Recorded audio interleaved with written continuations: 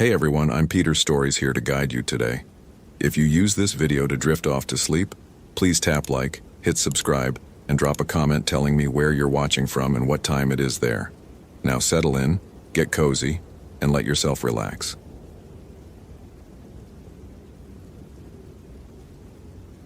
Matthew Kern had worked for the National Park Service for 8 years, and in that time he'd developed a particular contempt for what he called campfire nonsense. The folklore, the legends, the wide-eyed tales that tourists and even some of his fellow rangers insisted on perpetuating. All of it grated against his methodical, rational mind like nails on a chalkboard. So when old Tom Whitaker, the veteran ranger who'd been patrolling the Shoshone National Forest for 32 years, pulled him aside on the morning of October 31st, 2009, Matthew barely suppressed his eye roll. "I'm serious, Kern," Tom said, his weathered face grave in the pale autumn sunlight. "Don't go out there tonight, not after dark. Let someone else take the patrol." Matthew poured himself another cup of coffee from the ranger station's perpetually burnt pot and leaned against the counter, fixing Tom with an expression that he hoped conveyed polite professionalism rather than the irritation he felt. "Tom, with all due respect, it's Halloween. We get vandals every year. Someone needs to make sure the trails stay clear and the campsites don't turn into party zones." "That's not what I'm talking about." Tom's voice dropped lower, and he glanced toward the window where the morning sun was already beginning its descent toward the mountain peaks. The days were short now, deep into autumn. "The pumpkins, Matt. When you see the pumpkins, you turn around. You don't follow them, you don't investigate, you come straight back here." "Pumpkins." Matthew let the word hang in the air between them, flat and skeptical. "Every 7 years," Tom continued, undeterred. "Since 1947, maybe earlier, someone goes missing on Halloween night, and before they disappear, someone always reports seeing jack-o'-lanterns in places where they shouldn't be. Not near campsites, not near trails, deep in the backcountry, where no one could possibly have carried them." Matthew sipped his coffee, which tasted like charcoal and disappointment. "Tom, people carve pumpkins. It's Halloween. Teenagers probably haul them out there as some kind of prank, or Rachel Morrison's been missing since yesterday evening." The words cut through Matthew's explanation like a knife. "Didn't come back from her evening hike. SAR found her car at the Blackwater Creek trailhead. Phone still in the vehicle. Wallet, keys, everything. She just vanished." That got Matthew's attention. Search and rescue operations were serious business, not the realm of superstition and campfire tales. "Why wasn't I notified?" "They called it in at 2 this morning. You were off shift." Tom pulled out a worn map and spread it across the counter. His finger, gnarled from decades of mountain work, traced a route from Blackwater Creek deeper into the wilderness. They found something else, though, starting about half a mile up the trail. "What did they find?" Tom's finger stopped moving. He looked up at Matthew with eyes that held something the younger ranger had never seen there before. Genuine fear. Jack-o'-lanterns. 6 of them, each one about 200 yards apart, leading straight off trail into Widow's Hollow. Fresh carved, still had candles burning inside them at dawn. Matthew set down his coffee cup. "Someone's messing with the search effort. It's sick, but it's explainable. Probably the same person who—" "The faces, Matt." Tom's voice was barely above a whisper now. "They weren't funny Halloween faces, they were screaming. Every single one of them was carved to look like it was screaming." The ranger station suddenly felt colder, though the thermostat hadn't changed. Matthew shook his head, forcing himself back to rationality. "I'll check it out this afternoon before dark. There's a logical explanation for all of this." "Don't say I didn't warn you."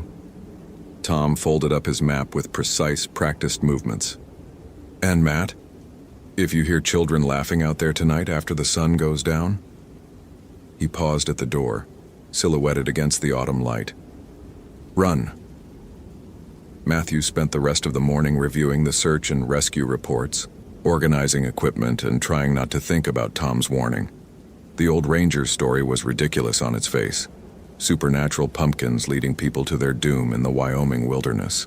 It was the kind of thing you'd expect from a bad horror movie, not from real life in a place governed by the rational laws of nature and physics.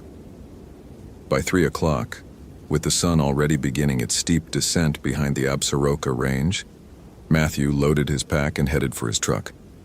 The Blackwater Creek trailhead was 40 minutes away by road, winding through dense stands of lodgepole pine and aspen that were now bare of leaves, their white bark stark against the darkening sky. The radio crackled with routine chatter, other rangers checking in, a report of bear activity near Elk Fork. Nothing unusual. Nothing about screaming pumpkins or missing hikers beyond the official SAR bulletins. Rachel Morrison was 27, a graduate student from the University of Wyoming studying forest ecology. She'd been coming to Shoshone for 3 years, always hiking alone, always prepared, always checking in properly. She wasn't the type to wander off trail without reason, and she certainly wasn't the type to abandon her vehicle with all her belongings inside. The fact that she disappeared on Halloween Eve, and that her disappearance had been marked by those bizarre jack-o'-lanterns, was nothing more than an unfortunate coincidence. Matthew parked at the trailhead and methodically checked his gear.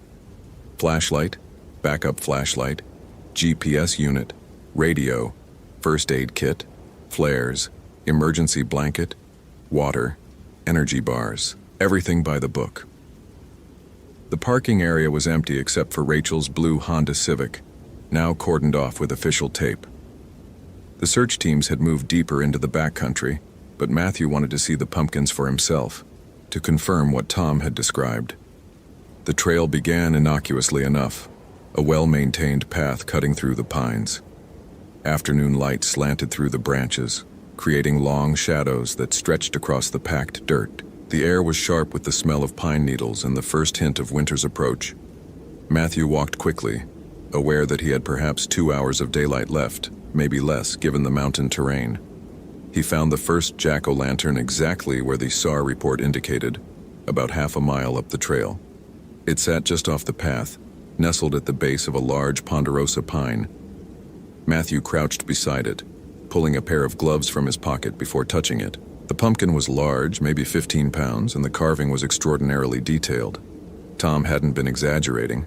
The face was twisted in a silent scream, mouth gaping wide, eyes hollowed out in an expression of pure terror. The work was skilled, almost professional. More disturbing was the candle inside, burned down to a nub but still sitting in a pool of wax.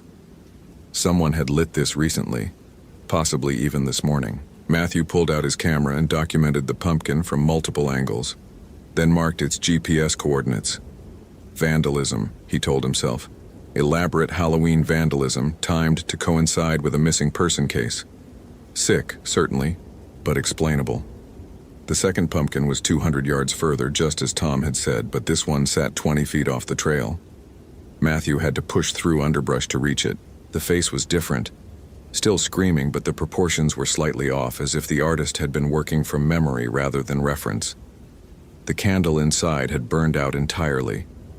By the time Matthew found the fourth pumpkin, the sun was touching the mountain peaks, painting the sky in shades of orange and purple that seemed almost aggressive in their intensity. This pumpkin was barely visible from the trail, tucked behind a boulder in a small clearing. The face was smaller, more childlike, and something about the size of the mouth made Matthew's stomach turn. It looked less like a scream and more like a child crying. The rational part of his brain insisted on cataloging the evidence. Someone had carried these pumpkins out here, probably yesterday or early this morning. Someone with significant time and effort to spare, probably multiple people given the weight and distance involved. Someone who wanted to interfere with the search for Rachel Morrison, or perhaps draw attention to themselves, or... A sound cut through the forest, distant but clear in the mountain silence. Children laughing. Matthew's hand froze on his camera. He straightened slowly, listening.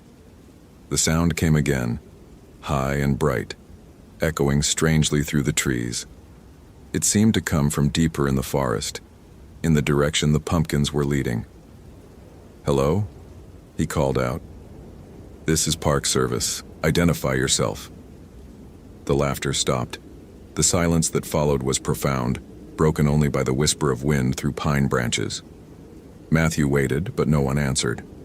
Probably just a trick of acoustics, sound carrying strangely through the mountain canyons.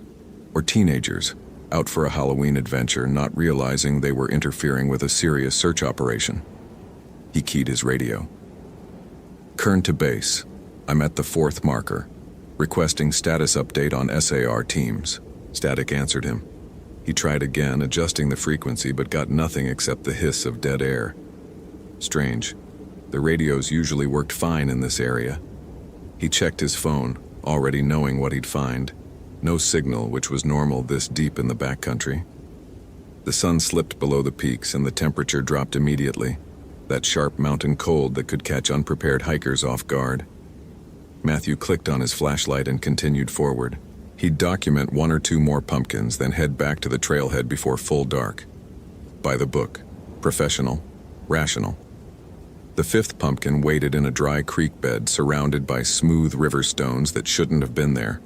Blackwater Creek was a mile away, and these stones were arranged in a perfect circle around the carved pumpkin. The face on this one was different again, more detailed, and in the beam of Matthew's flashlight, the shadows inside the carved features seemed to move and shift. The candle was gone entirely, but something else sat inside the hollow pumpkin. A piece of cloth, pale blue, with what looked like dried blood on it. Matthew's training kicked in. Don't contaminate the scene. Document everything. He photographed the cloth from multiple angles without touching it, then carefully marked the location. This wasn't vandalism anymore.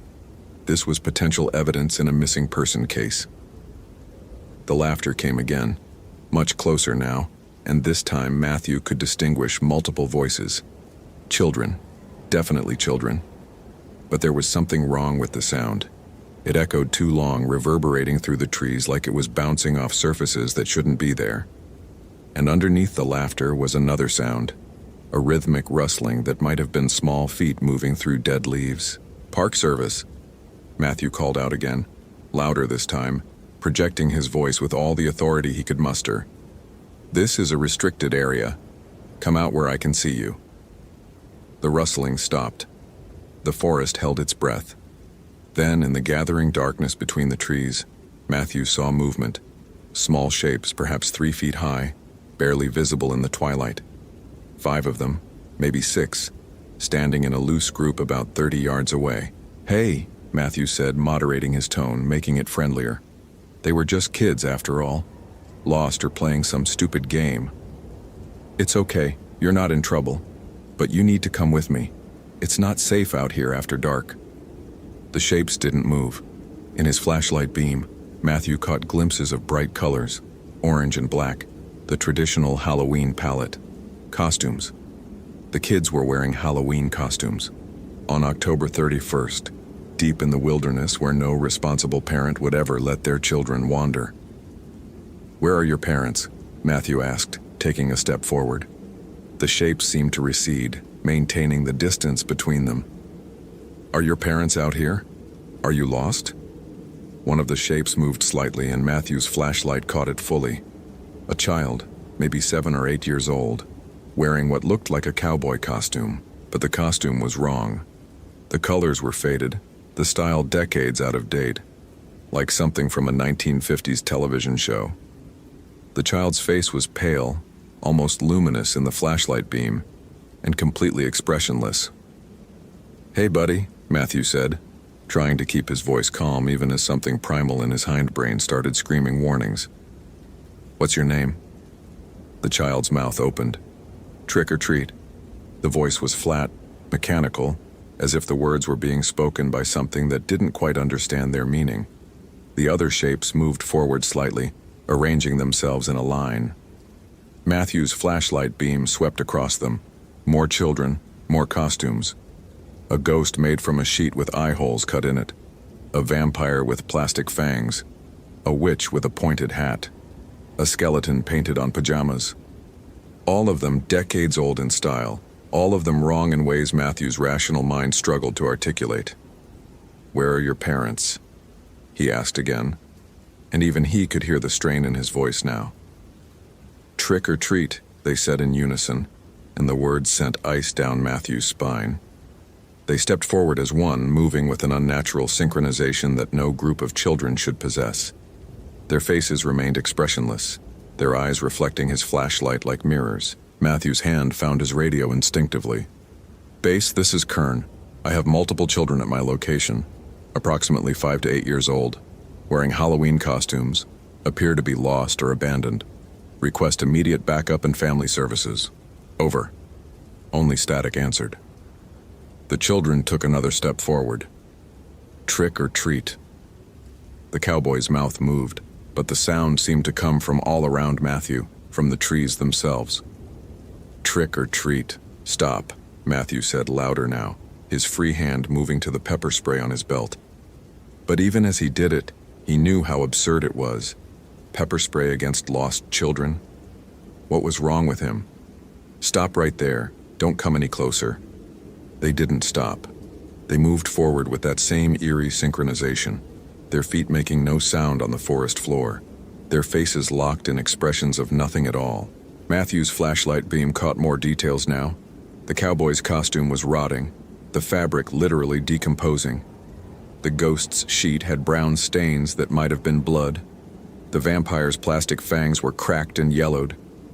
These weren't costumes from a store. These were costumes from graves. Tom's warning echoed in Matthew's memory. "If you hear children laughing out there tonight, after the sun goes down, run." Matthew ran. He crashed back through the underbrush, his flashlight beam bouncing wildly, his rational mind completely overridden by pure animal panic. Behind him, he heard the laughter again, but it was different now. Gleeful, predatory, the laughter of things that knew they were winning a game. Small feet pattered through the leaves with impossible speed, keeping pace with him easily, surrounding him.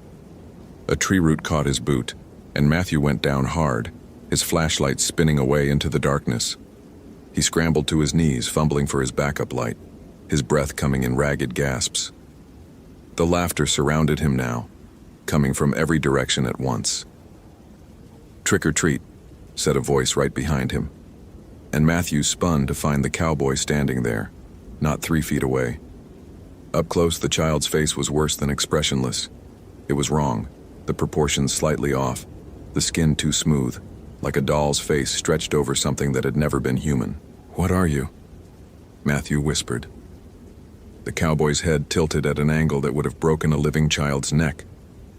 "We want treats," it said, and its mouth kept moving after the words stopped, lips writhing in silent speech. "We've been waiting. It's Halloween. We want treats." More shapes emerged from the darkness, forming a circle around Matthew. 6 of them, 7, 8. More than he'd seen before. Or perhaps he'd miscounted in his panic. Each one wore a costume from a different era. A 1930s hobo with a bindle stick, a 1960s hippie with a peace sign medallion, a 1980s punk rocker with a mohawk made of real hair that looked like it had been glued to a plastic wig. All of them wrong. All of them dead.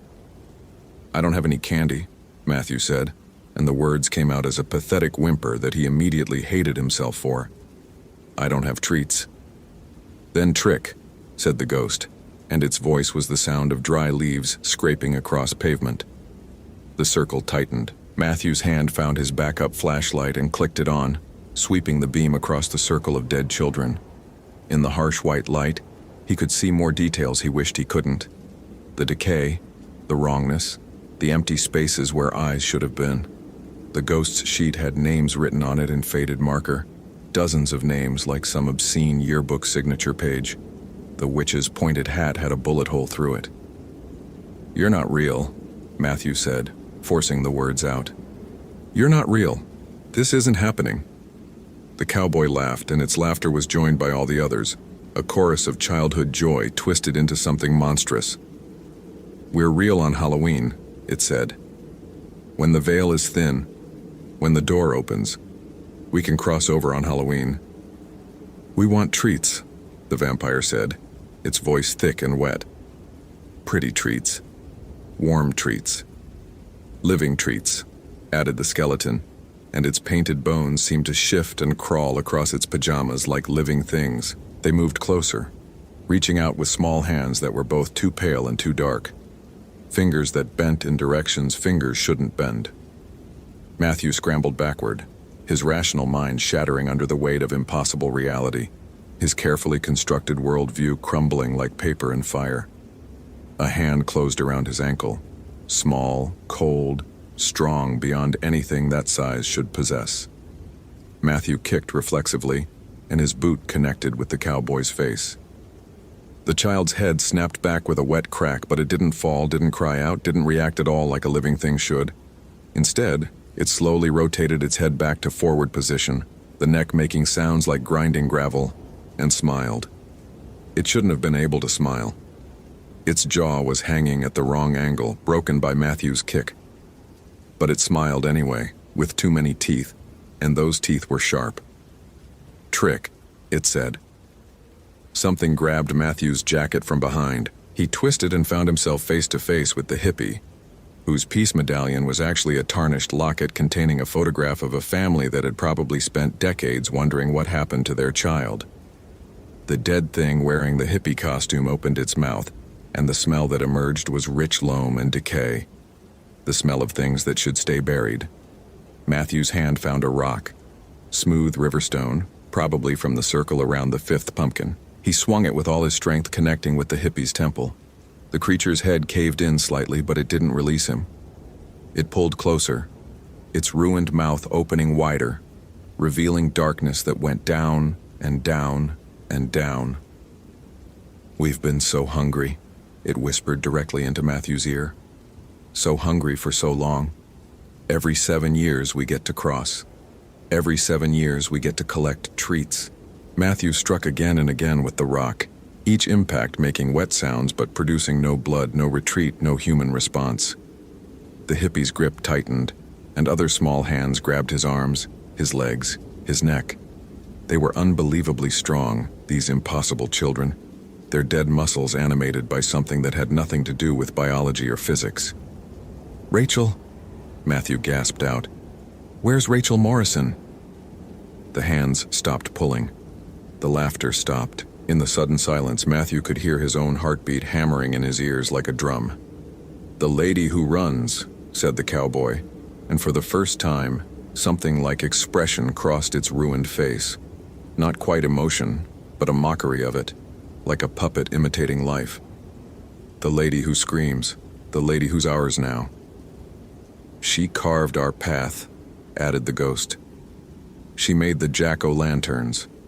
She didn't know what she was doing. She thought it was research. She thought she was documenting folklore. The thing that wore a sheet made a sound that might have been laughter or might have been crying. She opened the door. She invited us. And now she's ours." "Where is she?" Matthew demanded, and some of his authority returned, cutting through the terror. "Where is she?" The skeleton pointed deeper into the forest, toward Widow's Hollow. "With the others. With all the others, with everyone who's ever been ours." The hands released him suddenly, and Matthew staggered forward, nearly falling. The circle of dead children parted, creating a path that led in the direction the skeleton had pointed. In the distance, Matthew could see lights, jack-o'-lanterns, dozens of them, forming a trail that descended into the hollow like a string of burning pearls. "Go see," said the vampire, its plastic fangs clicking. "Go see our collection. Go see what happens to treats. But come back," the witch added, her voice like wind through a graveyard. "Come back before midnight. Come back and play. We like it when they run. We like it when they scream. We like it when they realize."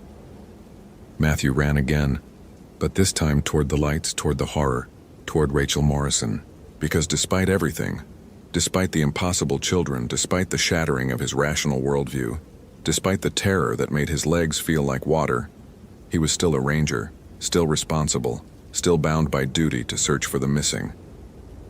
The trail of jack-o'-lanterns led him down a steep slope, through stands of pine so dense they blocked out the stars, into Widow's Hollow.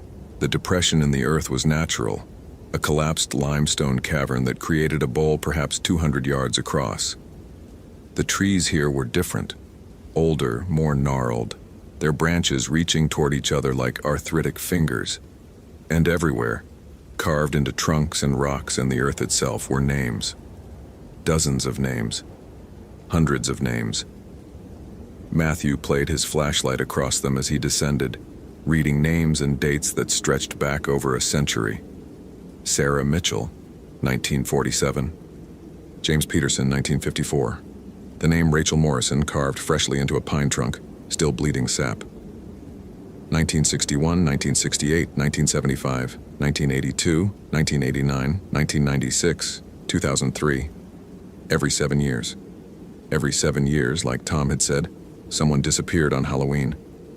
At the bottom of the hollow was a structure that shouldn't exist. It was built from logs and stones, but the architecture was wrong, the angles off, creating a space that hurt to look at directly. Jack-o'-lanterns surrounded it, their carved faces all screaming, their candles burning with flames that were too blue, too cold, too hungry. And standing in front of the structure was Rachel Morrison. She was alive. That was the first thing Matthew registered, the flood of relief that came with seeing her standing upright, breathing, apparently unharmed. But then his flashlight caught her face properly, and the relief curdled into something worse than fear. She was carving a pumpkin. Her hands moved with mechanical precision, the knife cutting intricate patterns into the orange flesh, shaping a face that screamed in silent agony. Around her feet were more pumpkins, dozens of them, all carved with the same screaming faces. And she was singing, not words exactly, but a tuneless melody that seemed to come from somewhere older than language. "Rachel," Matthew called out. "Rachel Morrison." She didn't look up. Her hands continued carving, the knife moving in patterns that seemed to guide themselves, cutting sigils and symbols that Matthew's eyes couldn't quite focus on. Blood dripped from her fingertips where the knife had slipped, had been made to slip, adding color to the carvings. "Rachel, I'm with the Park Service. I'm here to help you." "Can't help," she said without looking up, without stopping her work. "Can't leave. Have to finish. Have to carve them all. They're waiting. They're so hungry. Every 7 years they're so hungry." Matthew moved closer, circling around to face her. Rachel's eyes were open but unfocused, looking at something that wasn't quite in this world. Her hands worked the knife with expertise she shouldn't possess, creating art from horror.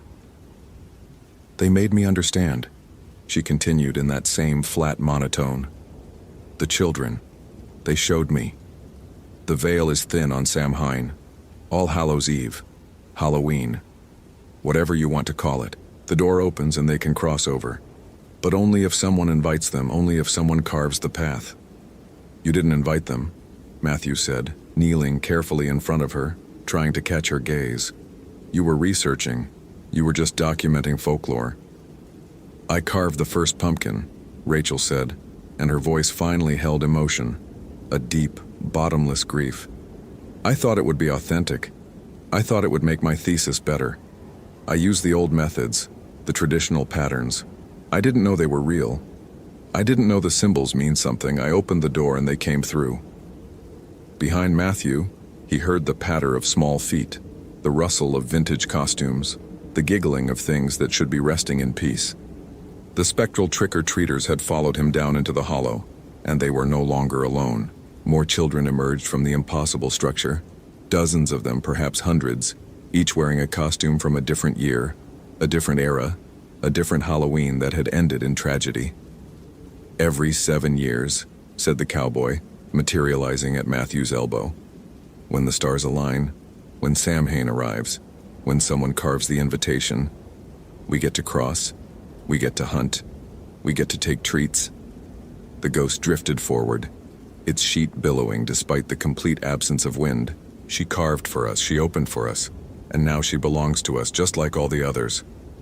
It gestured toward the impossible structure, and Matthew's flashlight beam caught movement inside. Shadows that might have been people, or might have been something worse. "All the names on the trees," Matthew said, understanding dawning like a cold sun. "Everyone who disappeared. They're all here. Forever," confirmed the skeleton. "We keep them. We make them carve for next time. We make them prepare for the next Samhain. They're ours." "No," Matthew said, and the word came out stronger than he felt. "No, you can't have her. She's coming with me." He reached for Rachel's arm, but the moment his fingers touched her skin, the world tilted. Images flooded his mind.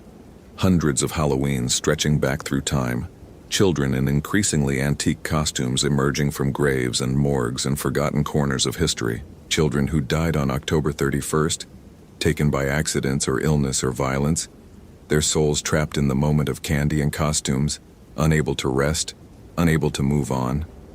Forever children? Forever Halloween? Forever hungry? They needed the living to sustain them, these ghost children. Every 7 years, when the veil was thinnest, when the ancient Celtic feast of Samhain blessed them with power, they could cross over, but only if someone carved the path, only if someone, unknowingly or knowingly, performed the ritual that opened the door. Rachel had carved that first pumpkin using patterns from her research, patterns that had been recorded by folklorists and anthropologists, patterns that were supposed to be safely academic. But folklore is never safe. Folklore is the memory of truth, and some truths should stay forgotten. Matthew wrenched his hand away from Rachel's arm, breaking the connection. She continued carving, her fingers bleeding, her face blank. Around them, the circle of dead children tightened, their costumes rustling, their faces eager. "You can't have her," Matthew repeated. "I'm taking her back." The cowboy tilted its broken neck at an impossible angle. "You can't take what we've claimed. Not unless you give us something else. Not unless you offer a trade. Trick or treat," the others chanted, and the words echoed off the walls of the hollow, building and building until it sounded like 1,000 voices, 1,000,000 voices, every child who'd ever died on Halloween crying out in unison. Trick or treat, trick or treat, trick or treat. Matthew's hand went to his pack, fumbling through the contents. Emergency rations, first aid supplies, flares, nothing that could satisfy the hungry dead. His fingers closed around something small and hard, a roll of butterscotch candies that he'd thrown in that morning. Something to keep his blood sugar up during a long patrol. It was absurd. It was ridiculous. It was the kind of logic that belonged in fairy tales and children's stories, not in the real world of physics and rationality that Matthew had built his life around. But that world was gone now, shattered by impossible children and Halloween magic, and he was operating on instincts that were older than science, older than reason. He held up the candy roll. "Treats," he said. "I have treats." The dead children stopped chanting. The forest held its breath. Hundreds of eyes, some milky, some empty, some burning with cold fire, fixed on the butterscotch candies. "Treats," breathed the vampire. "For us?" asked the witch. "Real treats?" said the hippie. Matthew's mind raced. He had perhaps 15 candies in the roll. There were at least 50 children in the hollow, probably more emerging from the shadows every moment. Mathematics that couldn't possibly work in his favor. But Halloween had its own mathematics, its own rules that superseded the rational world. "One each," he said firmly with all the authority he could muster. "One candy each, and you let Rachel go. That's the deal. That's the trade." The cowboy moved closer, its boot heels clicking on stone that shouldn't be there. Its head rotated in a complete circle, the broken neck making sounds like cracking ice, before returning to face Matthew. "One each," it said slowly, as if tasting the words. "One treat each freely given, that's proper. That's traditional. On Halloween night," added the ghost. "On Samhain. When someone offers treats freely, we must accept. Those are the old rules. The first rules." Matthew had no idea if they were telling the truth or leading him into some deeper trap, but he was out of options and time. He could feel midnight approaching like a weight, the hour when the veil would be thinnest, when the children's power would be absolute. He unwrapped the first candy and held it out. The cowboy approached slowly, almost reverently. Its small hand reached out, cold, dead, wrong, and took the butterscotch from Matthew's palm. The moment its fingers closed around the candy, the child's form flickered. For just an instant, Matthew saw what lay beneath the costume. A real child, a boy maybe 8 years old, wearing clothes from the 1950s, his face bearing the terrible stillness of death, but also something else. Peace. Rest. The thing he'd been denied for over half a century. The cowboy put the candy in its mouth, and its eyes closed. Butterscotch, it whispered. My mama used to make butterscotch. Then it was gone. Not disappeared, but somehow lighter, more transparent, less substantial. The costume remained, empty and floating, before drifting away like smoke. The other children surged forward, and Matthew handed out candies one by one, each transaction causing another child to flicker, to remember, to fade. The vampire became a little girl from 1963 who'd choked on her candy apple. The skeleton became a boy from 1989 who'd been hit by a drunk driver. The witch became a teenager from 1975 who'd died of a previously undiagnosed heart condition during a Halloween party. Each one took their candy. Each one remembered being human. Each one let go. But there were too many. Matthew's supply ran out with at least 20 children still waiting, still hungry, still trapped. They watched him with desperate eyes as he showed them the empty wrapper, the last candy already given away. "I'm sorry," Matthew said, and meant it. "I don't have any more." And the remaining children didn't speak. They didn't advance. They simply looked at him with expressions of such profound loneliness that Matthew felt his heart break. These were victims, not monsters. Children who'd died too young, on a night that should have been about joy and candy and costumes, trapped forever in that moment of stolen childhood. "But I'll come back," Matthew heard himself say. "Next Halloween, 7 years from now. I'll come back with treats. I'll come back and I'll remember you. I'll help more of you cross, I promise." The ghost drifted closer. "You promise? You'll remember? You'll come back?" "I promise," Matthew said, and as he spoke the words, he felt them settle into his bones like a binding. This was a promise that couldn't be broken, not without consequences he didn't want to imagine. The children parted, creating a path. Rachel stood up from her pumpkin carving, the knife falling from her bloodied hands. Her eyes focused, really focused, for the first time since Matthew had found her. "Did I?" she began, then looked at the dozens of carved pumpkins surrounding her, the blood on her hands, the impossible structure looming behind her. "Oh God. What did I do?" "We're leaving," Matthew said, taking her arm carefully. "Right now. Before midnight."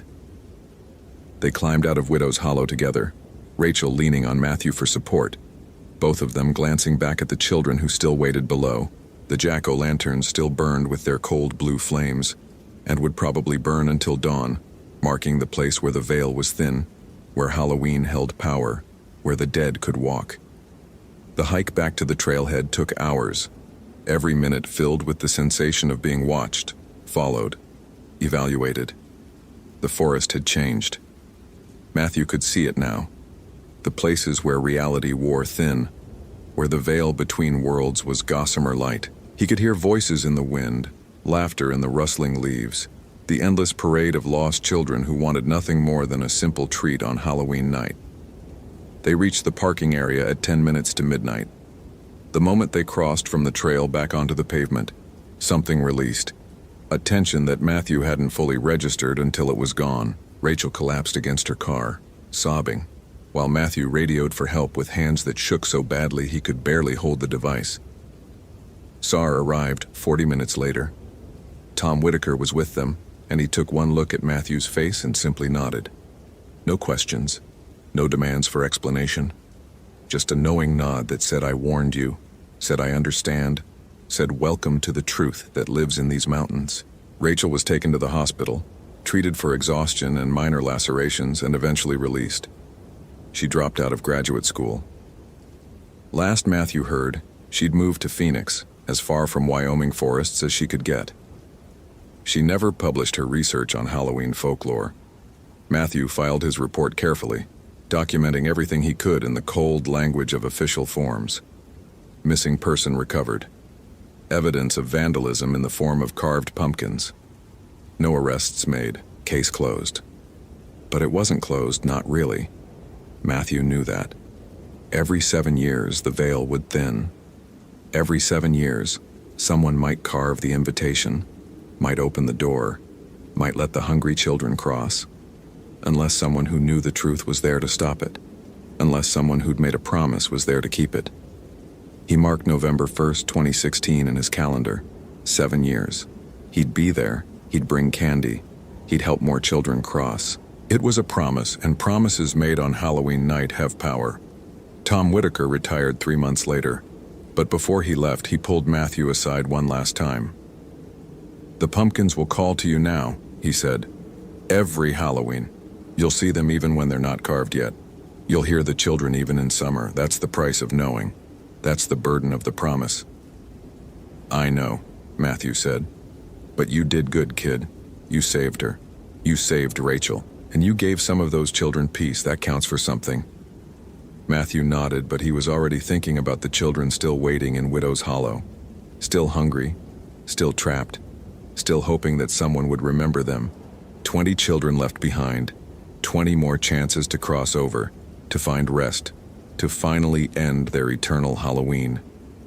The sun rose on November 1st, 2009, and the world continued as if nothing had changed. But Matthew Kern knew better. He'd seen behind the veil. He'd touched the truth that lived in folklore. And every October 31st for the rest of his life, he'd remember the cowboy's broken neck, the ghost's blood-stained sheet, the vampire's plastic fangs, and the desperate hope in their eyes when he'd offered them something as simple as a butterscotch candy. Halloween wasn't just a night for costumes and candy anymore. It was Samhain.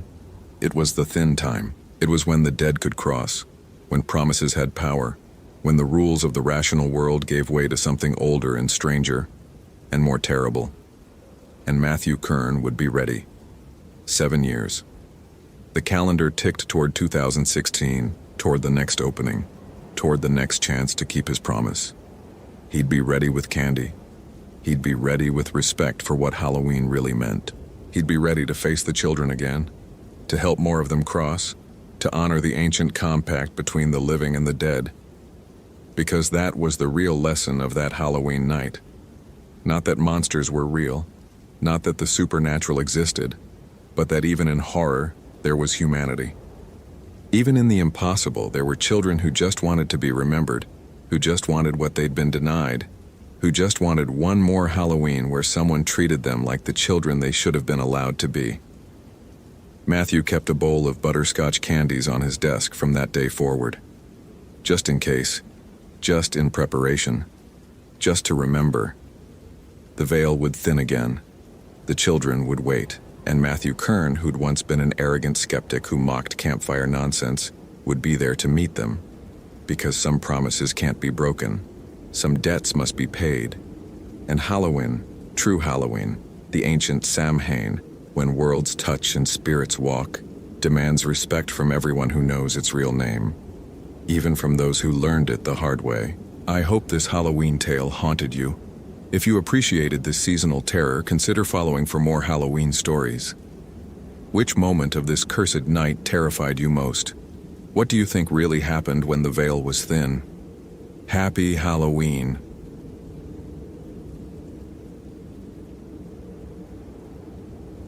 The first rays of November sunlight broke through the pine canopy like accusatory fingers, illuminating what Thomas had prayed he wouldn't find. His boots crunched through frost-stiffened leaves as he approached the clearing, his radio crackling uselessly at his hip. Behind him, the Cascade Ridge Fire Lookout stood silent against the pale morning sky, its windows dark and somehow knowing. The candy wrappers were everywhere. Not modern candy, these were old, the kind Thomas remembered from his own childhood in the early 90s. Fun-size Milky Ways in faded brown packaging. Smarties in cellophane rolls gone brittle with age. A scattering of candy corn that looked like it had been manufactured decades ago, each kernel perfect and untouched by decay despite the dew that slicked everything else in the clearing. And the footprints, small ones, child-sized, dozens of them, pressed into the soft earth in a perfect circle around the cold remains of last night's bonfire. Thomas's hands shook as he keyed his radio again. Dispatch, this is Ranger Whitmore. I need search and rescue at my coordinates. I've found... His voice caught. "I've found evidence related to the Samantha Chen disappearance, and I need to get back to the station. Now." Because 20 miles away, in the Ranger housing complex at the park's southern entrance, his daughter Maya was still asleep. Or at least, he prayed she was still asleep, still safe, still untouched by what had walked through these woods when the veil was thin. The radio hissed static. Then Carol's voice, tense with the exhaustion of a sleepless night. "Thomas, we've had reports. 11 calls from the residential area. People heard children singing, knocking on doors where there's no roads, no paths, just like the stories," Thomas finished, his breath misting in the cold air. "Carol, I'm coming in. Have someone else process this scene. I need to check on Maya." He didn't wait for confirmation. Thomas turned from the clearing, from the candy and the footprints and the lookout tower where Samantha Chen had been stationed last night for the Halloween evening shift, where she had disappeared sometime between her last radio check at 11:47 p.m.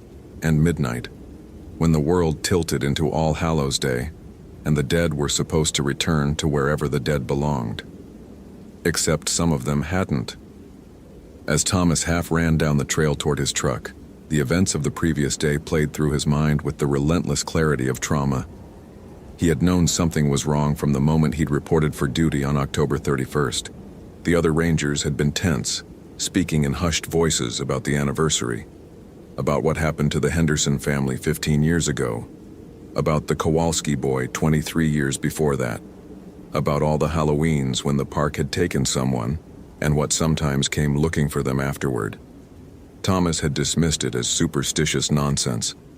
He was a rational man, a veteran of 12 seasons in the National Park Service, a father who didn't have time for ghost stories. But then Carol had pulled him aside in the equipment room, her weathered face grave. "Keep Maya inside tonight," she'd said. "Lock your doors. Leave your porch light off. And for God's sake, Thomas, don't answer if you hear knocking after sunset." "Carol, come on. I'm serious." She'd gripped his arm with surprising strength.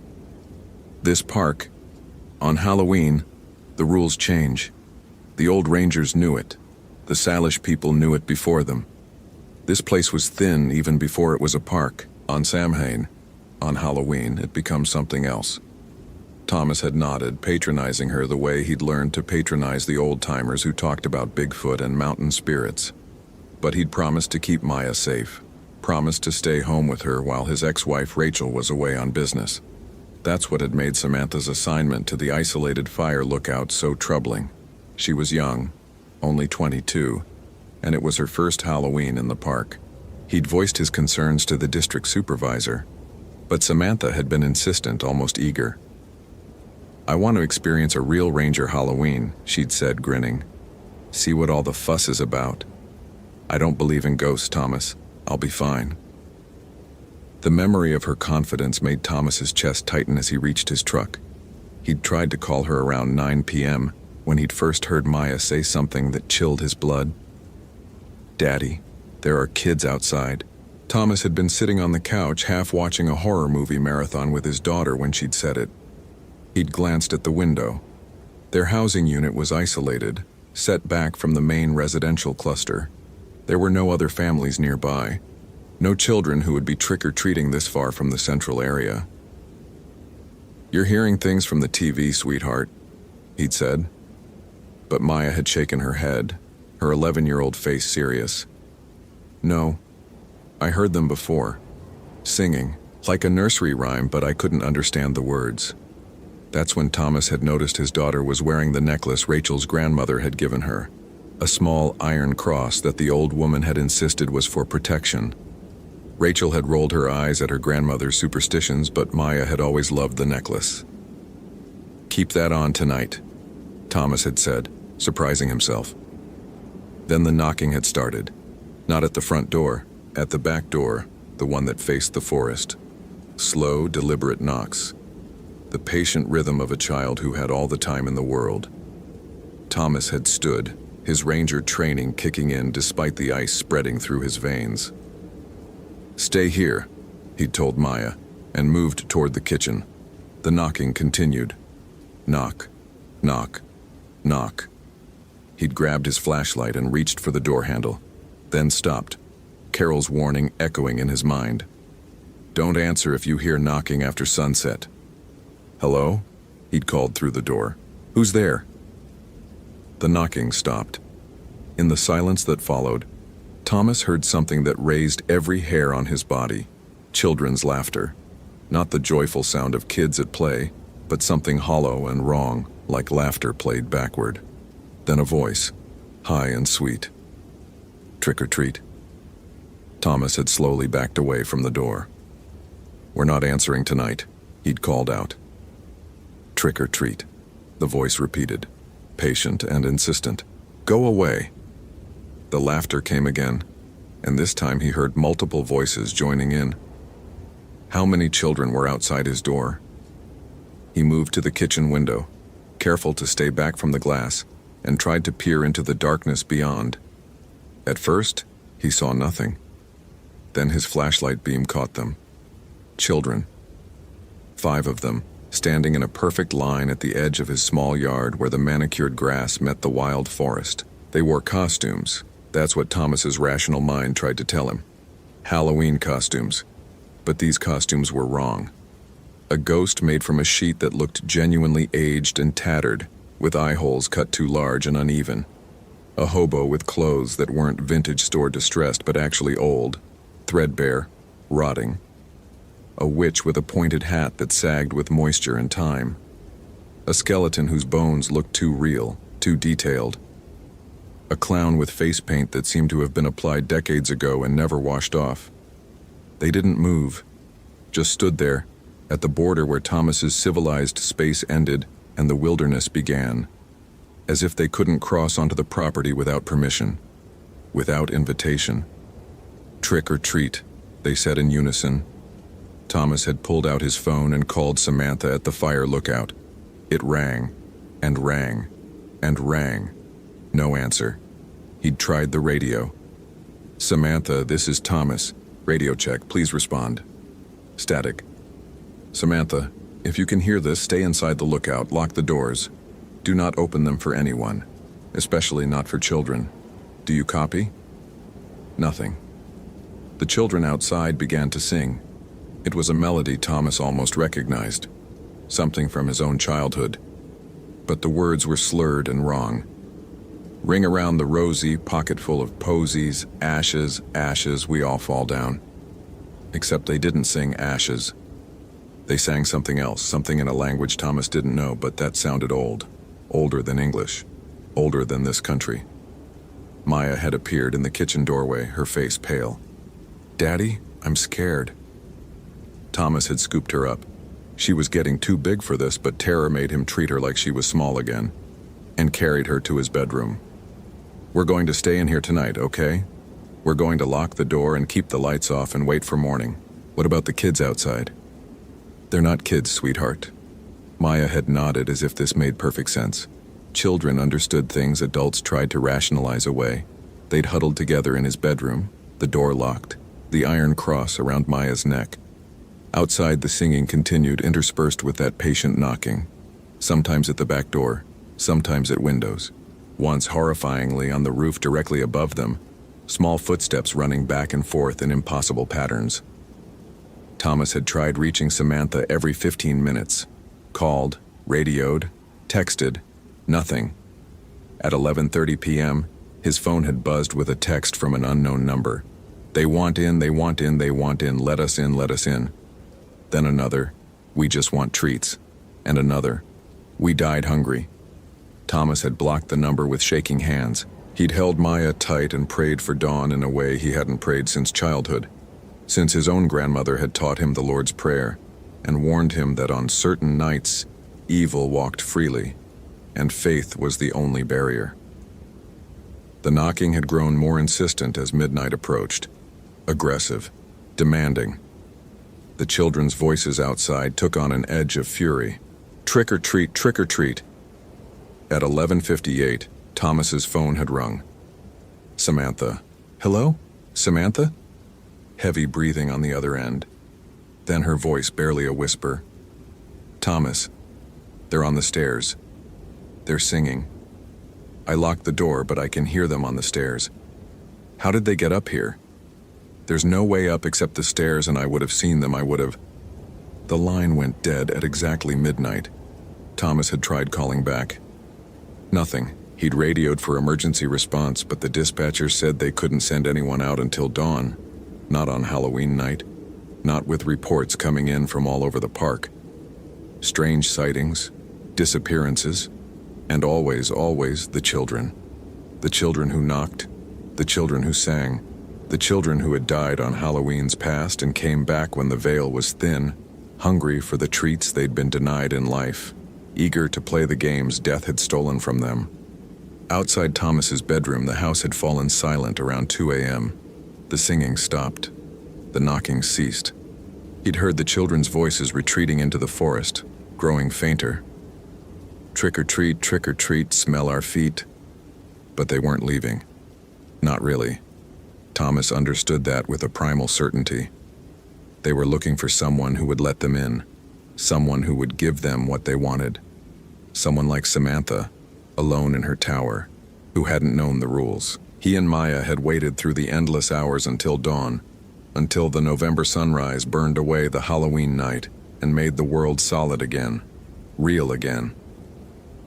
Now, as Thomas drove too fast down the winding park road toward the ranger station, his phone rang. Carol. Thomas, you need to get to the hospital. Rachel called. She drove back overnight after you texted her. She's with Maya now, but... What? Maya's supposed to be asleep at home. I left her there with Mrs. Henderson watching her while Mrs. Henderson never showed up, Thomas. Rachel found Maya alone. The girl is fine, physically, but she's not talking. She's just holding that iron cross and staring. And Thomas, there are muddy footprints all through your house. Small footprints, the back door was standing open. The truck swerved. Thomas corrected, his heart hammering. I locked that door. I double-checked it before I left at dawn. I know. That's what Rachel said you told her. Thomas, there's something else. We found Samantha. Relief and dread warred in his chest. Is she? She's alive. We found her in the clearing near the lookout. Same place you found the candy. She's unconscious but alive. They're taking her to the hospital now, but Thomas, she's wearing a costume. What? A Halloween costume. Something from the 70s, maybe the 80s. A fairy princess dress with a plastic crown. And there are... What? Carol's voice dropped to barely a whisper. There are bite marks on her arms, Thomas. Small ones, like a child had been chewing on her. Thomas drove in silence for a moment, processing. Then, I'm going to the hospital. Have someone sweep my house before Rachel and Maya go back inside. And Carol? Call Father Martinez at St. Stephen's in town. Tell him we need a blessing for the park. All of it. The trails, the lookout towers, the housing units, especially the old cemetery. Thomas, just do it.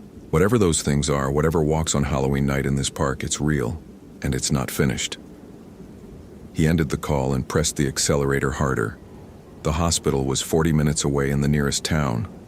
Thomas's mind churned through everything he'd dismissed as superstition, everything Carol and the old rangers had tried to tell him. The park had been built on land that had been sacred to the Salish people, who had warned against settling there. They called it a thin place, where the boundary between the living world and the land of the dead was permeable. They held ceremonies to keep the balance, to ensure the spirits remained on their side. When the park was established in the 1930s, those ceremonies stopped, and the disappearances began. Always on Halloween. Always involving someone new to the park, someone who didn't know the rules. Someone who would open their door to the sound of children singing. Someone who would go outside to investigate the knocking. Someone who would say, "Come in," instead of staying silent. Thomas had reviewed the historical records once, years ago, dismissing them as coincidence. But now the pattern was undeniable. 1938. Park superintendent's daughter, age 8, disappeared while trick-or-treating. Found 3 days later in the woods, unable to speak, wearing a costume no one recognized. 1952. Ranger intern, male, age 19, vanished from the fire lookout. Found at dawn, alive but catatonic, covered in old candy wrappers. 1968. 2 children from the employee housing area, ages 6 and 9, went missing. Found separately over the next week, both wearing vintage costumes, both speaking about the other children who wanted to play. The list went on. 15 documented cases over 90 years. Some victims recovered, changed, others were never found at all. And the witnesses always described the same thing. Children in old-fashioned costumes, children who knocked, children who sang, children who blurred the line between trick and treat until both became forms of terror. When Thomas finally reached the hospital, he found Rachel in the waiting room, Maya curled up asleep against her mother's side. Rachel's face was drawn with exhaustion and fear. "How is she?" Thomas asked quietly. "Physically? Fine. But she hasn't said a word since I found her." "Thomas, what happened last night? And don't give me some ranger explanation about bears or teenagers playing pranks." Thomas sat down across from them, studying his daughter's peaceful face. The iron cross glinted at her throat. "You remember your grandmother's stories? About Samhain? About the dead walking?" Rachel stiffened. "That's folklore. Superstition." "Maybe. But maybe your grandmother knew something we've forgotten. Maybe the old protections matter. Maybe that cross is the only reason Maya's okay." "Thomas, the back door was open when you got there, Rachel. I locked it. But something came in anyway. Something looking for, what? A treat? A soul?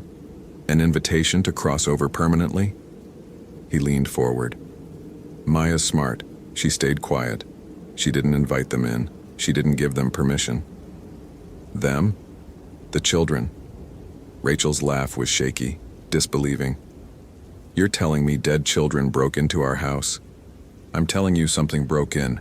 Something that walks on Halloween night. Something that took Samantha Chen from a locked fire lookout 3 stories off the ground." Thomas met her eyes. "And something that's been taking people from that park for 90 years, always on October 31st, always leaving the same signs." A doctor emerged from the emergency area before Rachel could respond. "Mr. Whitmore, your colleague is awake. She's asking for you." Thomas stood. "Can I see her?" "5 minutes. She's heavily sedated, but she's lucid. And she's very insistent about talking to you." Samantha's room was dim, the curtains drawn against the morning light. She looked small in the hospital bed, her arms bandaged, her face pale. When she saw Thomas, tears spilled down her cheeks. "They were real," she whispered. "Oh God, Thomas, they were real." He pulled a chair close to her bedside. "What happened?" "I was in the lookout. I'd locked everything just like protocol says. I was doing the evening sweep at 11:30 when I heard singing, children's voices. I thought maybe there was a Halloween party at one of the campsites nearby, even though I knew all the campgrounds were closed for the season." She paused, swallowing hard. Then the knocking started, on the door at the bottom of the stairs. I looked out the window. There was no one there, Thomas. No kids, no adults, nothing. But the knocking kept going, and the singing. They were singing Ring Around the Rosie, but wrong, like it was in another language. Thomas nodded. "I heard it too, at my house." Samantha's eyes widened. "You did? Then you know they're not human. They're not right. I tried to call you, but my phone wasn't working. So I stayed in the lookout waiting for it to stop, waiting for midnight to pass." "What happened at midnight?" "The door at the bottom of the stairs opened. I heard it. The hinges squeaking, footsteps coming up, small footsteps, and giggling. Thomas, I'd locked that door with the heavy padlock. There's no way children could have opened it. But they were coming up the stairs." She was shaking now. Thomas took her hand carefully, avoiding the bandages. "I tried to barricade the upper door, but they knocked so patiently, so persistently. And they kept saying, 'Trick or treat, trick or treat. We just want a treat.' And I thought if I gave them something, they'd leave. I had candy in my pack, just a bag of fun-sized chocolates I'd bought for myself." "Samantha, you didn't..." "I opened the door, just a crack. to throw the candy out. That's all I meant to do. But when I opened it, they were right there. 5 of them. Children in old costumes. And they smiled at me with mouths that had too many teeth, and they said, "Thank you for the treat. Now you come play." She was crying openly now. I tried to shut the door, but the little one, the skeleton, pushed through. It was so strong, Thomas, it grabbed my arm and bit me. Not like a human bite, like something hungry, like something that wanted to consume me. And the others came in, and they were laughing and grabbing at me, pulling me down the stairs. I tried to fight, but there were so many hands, so many small, cold hands. How did you get away? I didn't. They dressed me up, put me in a costume. I don't know where they got it. It smelled like mold and death. They made me dance with them in the clearing, made me sing their songs. And all the time they kept biting me, little nips like they were tasting me, trying to figure out if I was a good treat or not. Samantha met his eyes, her gaze haunted. They were going to take me, Thomas. Take me wherever they go when the sun comes up. But then the dawn came and they just faded. Not disappeared. Faded. Like they were only ever half there to begin with. And I was alone in the clearing, wearing a dead girl's costume covered in bites from children who've been dead for decades. Thomas sat back, his mind racing. Did they say anything about what they wanted? Why they come back? They kept saying, "We're hungry. We died hungry. Every Halloween we're hungry." Like they were trapped in the moment of their deaths, forever trick-or-treating, forever looking for the treats they never got. A chill ran down Thomas's spine. What happened to them? In life? I don't know, but Thomas... She gripped his hand tighter. When they faded at dawn, the little one, the skeleton, it looked at me and said, "We'll come back. We always come back. And next time, bring us more friends to play with." Thomas stood slowly, his jaw tight. They're not getting another chance. I don't know how, but we're going to stop this. You can't stop death, Thomas. That's what they are. They're death playing dress-up. Death trick-or-treating. Death that forgot how to let go. He left Samantha's room and found Rachel waiting in the hallway, having left Maya with a nurse. She grabbed his arm. I heard some of that. Thomas, this is insane. Is it? After last night? After everything that happened? Rachel shook her head, but her denial was weaker now. What do? We figure out who those children were, in life.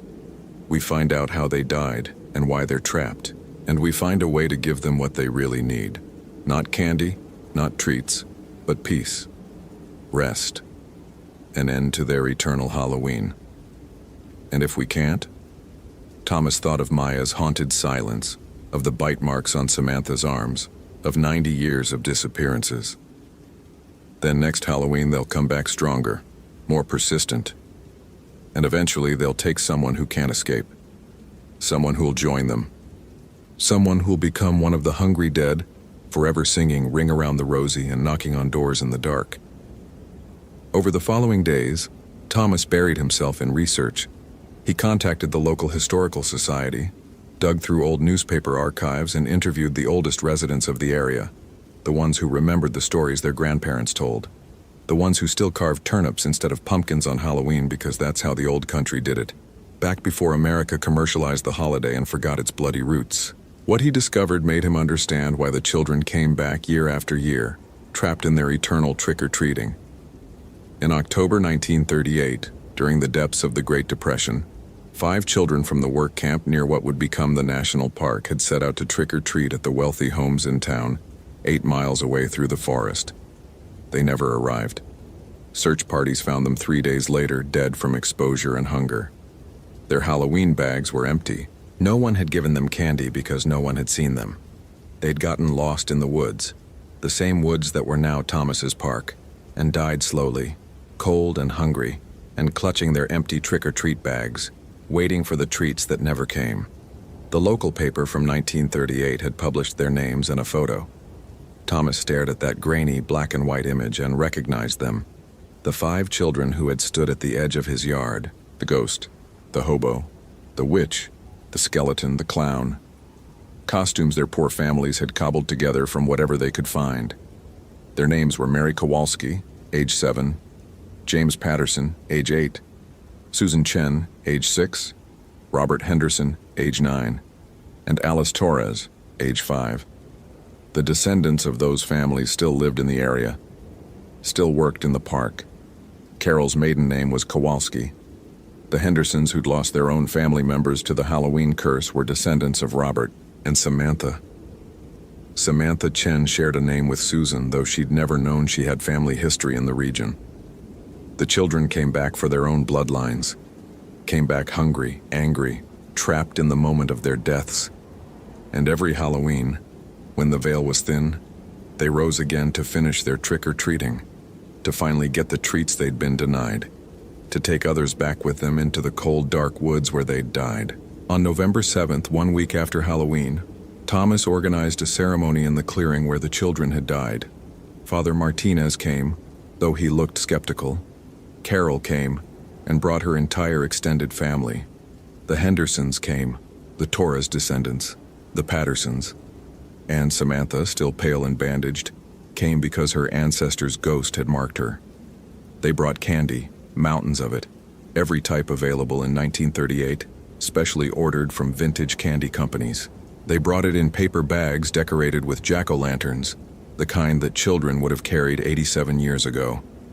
And at sunset, as the November night fell, they left those bags in the clearing, 5 bags, 1 for each child, and retreated to the tree line. Father Martinez blessed the sight. Prayers were said in English and Spanish, and the bits of Salish that the local tribe's elder, Mr. Joseph, could remember from his grandmother. They asked for rest for the dead, for peace for the hungry, for the end of the cycle. As full darkness fell, Thomas saw them. The 5 children, translucent in the twilight, appearing at the edge of the clearing. They looked at the bags of candy, looked at the gathered families.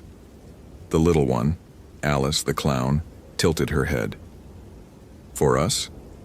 Her voice was distant, like an echo from the bottom of a well. Yes, Thomas called out. For you. The treats you should have gotten, the treats you earned. We're sorry no one gave them to you. We're sorry you died hungry. Please take them. And rest. The children moved forward slowly, cautiously, as if expecting a trick. They reached the bags and opened them, small, ghostly hands trembling.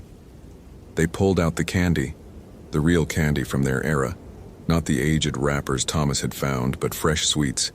And for the first time in 8.5 decades, they smiled.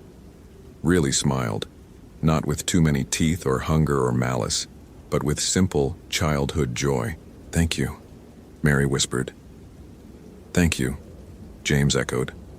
One by one, they repeated it. Thank you, thank you, thank you. And then, as the families watched, the children began to fade. Not with the violent dissolution Samantha had described, but gently, like mist burning away in the morning sun. They faded with their candy bags clutched to their chests and genuine smiles on their faces, finally released from their eternal Halloween night. The clearing fell silent. The oppressive weight that had hung over the park for 90 years lifted like a held breath finally exhaled.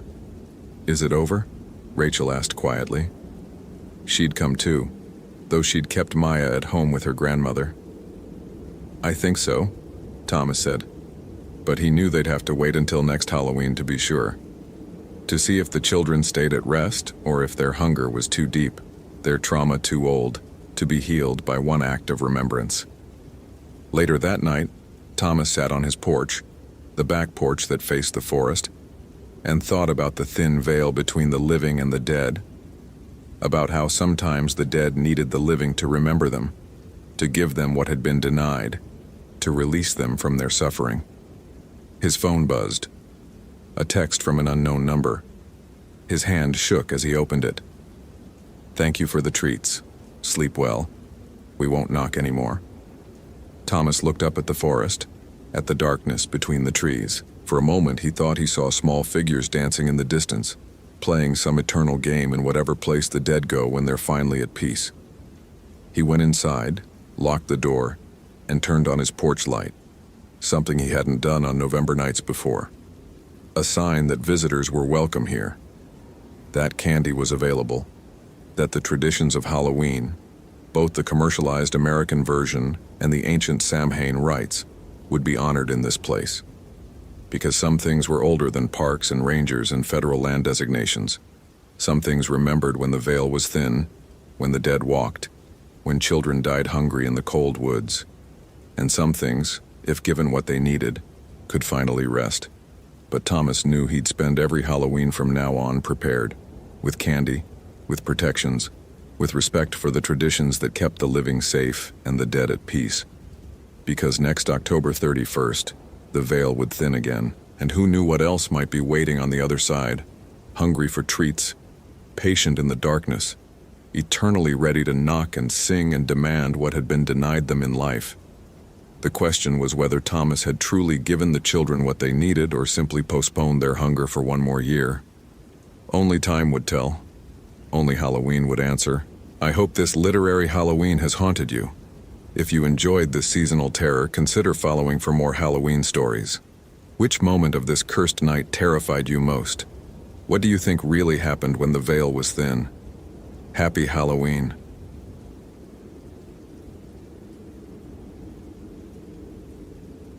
Kevin Marsh had been a park ranger for 8 years, and he'd worked every single Halloween in that time. In his professional opinion, the whole thing was ridiculous. The superstitions, the warnings, the way the old-timers got twitchy every October 31st and started telling their ghost stories like they were gospel truth. He'd heard it all before. The tales of disappearances, the legends about thin veils between worlds, the absurd claims that something walked in these woods when the moon was right and the calendar turned. Bullshit. All of it. You really should take this seriously, Kevin. Sarah Chen had told him that afternoon as they'd set up for the park's annual Halloween festival. She was one of the veteran rangers, 20 years in the service, and she had that look in her eyes. The one that said she'd seen things she couldn't explain. Every year we get reports. Strange lights, missing persons, things that don't add up. Kevin had laughed, securing another string of orange lights to the pavilion posts. Sarah, every year we get a bunch of drunk campers who wander off trail and scare themselves with shadows. That's not supernatural. That's stupidity. The Blackwood family disappeared from this exact area in 1987, Sarah pressed. All 5 of them. Never found. It was Halloween night. And I'm sure they had a perfectly rational reason for vanishing. Foul play, maybe. Or they ran off to start a new life. But ghosts? Cultists? Come on. He'd grinned at her, that cocky smile that had gotten him through life. You've been listening to too many campfire stories. Sarah had just shaken her head and walked away, muttering something about pride and falls. Kevin had dismissed it. He dismissed everything he couldn't see, measure, or explain with logic. It was what made him good at his job. He didn't panic, didn't let imagination run wild, didn't buy into the hysteria that seemed to grip the park every Halloween. Now, as the festival reached its peak around 9 p.m., Kevin stood at the edge of the crowd and felt smugly vindicated. Everything was going perfectly. Families roamed between booths. Kids in costumes ran shrieking with delight. The bonfire in the center of the clearing burned bright and cheerful. No ghosts, no disappearances.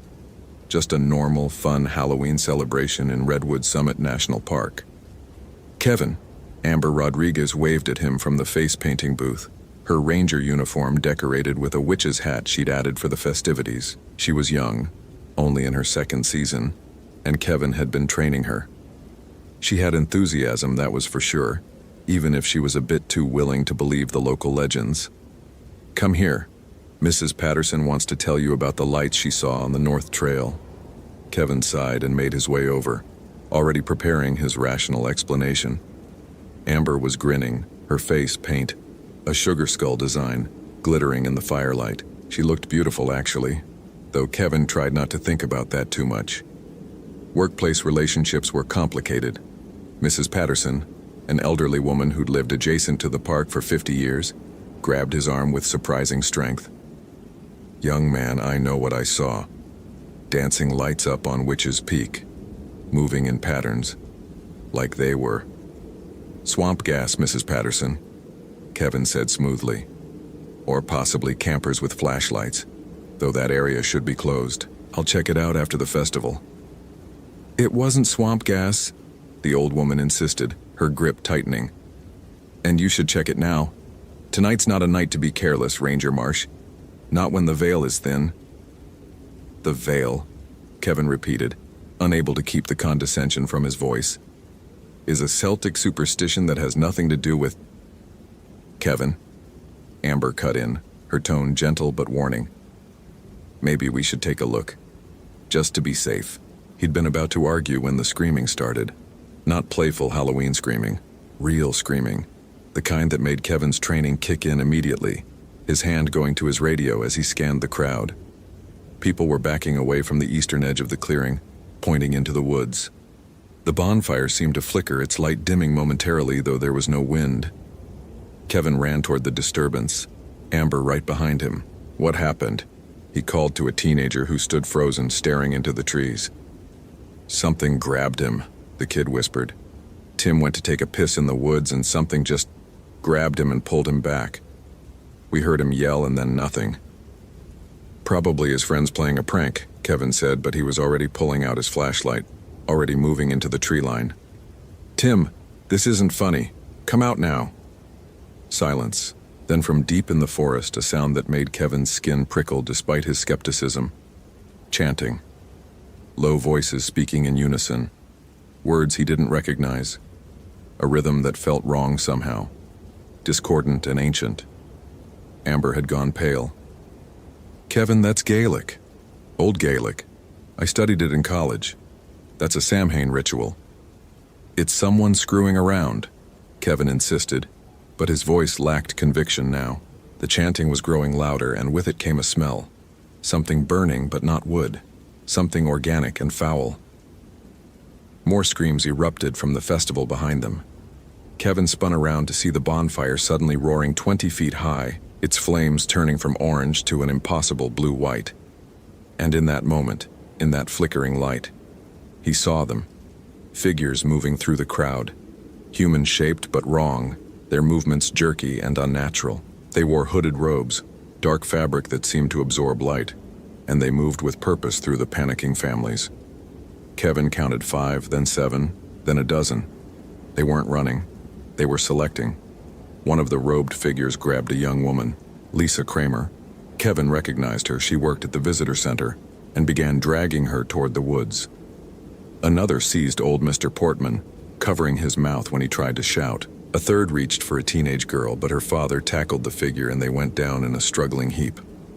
"What the fuck?" Kevin breathed, his rational mind trying and failing to process what he was seeing. These weren't pranksters. This was coordinated. This was... "It's the cult." Sarah appeared beside him, her face grim, a heavy flashlight in her hand like a weapon. "The Samhain cult. I told you, Kevin. I fucking told you they were real. Cults aren't... This is..." But Kevin couldn't finish the sentence because another robed figure emerged from the trees directly in front of them. And this one wasn't human-shaped at all. It stood 7 feet tall, its robe hanging on a frame that seemed to have too many joints. And when it turned toward them, Kevin saw nothing inside the hood. No face. No head. Just darkness and 2 points of red light that might have been eyes. The thing spoke, its voice like grinding stone. "The offerings have been chosen. Samhain demands its tribute." Then it moved, faster than anything that size should move, and Kevin barely dodged as a limb, not an arm, something else, swept through the space where his head had been. Sarah swung her flashlight and the impact made a sound like hitting wet meat. The thing didn't seem to notice. "Run!" Amber screamed, and they ran. Behind them, the festival had descended into chaos. People were fleeing in all directions while the robed figures systematically gathered their chosen victims. Kevin's mind reeled, trying to find a rational explanation, trying to make this make sense. Coordinated attack. Terrorists, maybe. Extremists. But that thing, that impossible thing that had spoken? They crashed through the undergrowth, heading away from the clearing, and Kevin realized too late They were moving toward the chanting, toward the source. But it was too late to change direction because the robed figures were hurting them, cutting off escape routes, driving them deeper into the woods like wolves driving deer. This way. Amber veered left, toward Witch's Peak, toward where Mrs. Patterson had seen the lights. Kevin followed because he had no better option, Sarah's labored breathing behind them. They burst through a stand of pines and stopped dead. The clearing before them was illuminated by torches, real torches burning with that same blue-white flame. In the center stood a bonfire, but this one was made of bones. Human bones, stacked in an intricate pattern, burning without being consumed. Around the fire stood at least 30 robed figures chanting in that ancient tongue, and tied to posts at the cardinal points were 4 people. Lisa Kramer, Mr. Portman, a young ranger Kevin recognized but couldn't name, and Amber. Kevin's brain stuttered. Amber was tied to the eastern post, gagged and struggling against her bonds. But Amber was right beside him. He could hear her breathing. He turned to look at her, and the thing that had been wearing Amber's face smiled at him.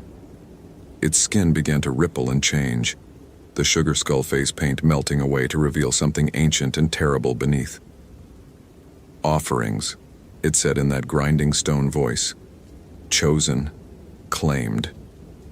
Kevin stumbled backward, and it grabbed him with impossible strength, dragging him forward into the clearing.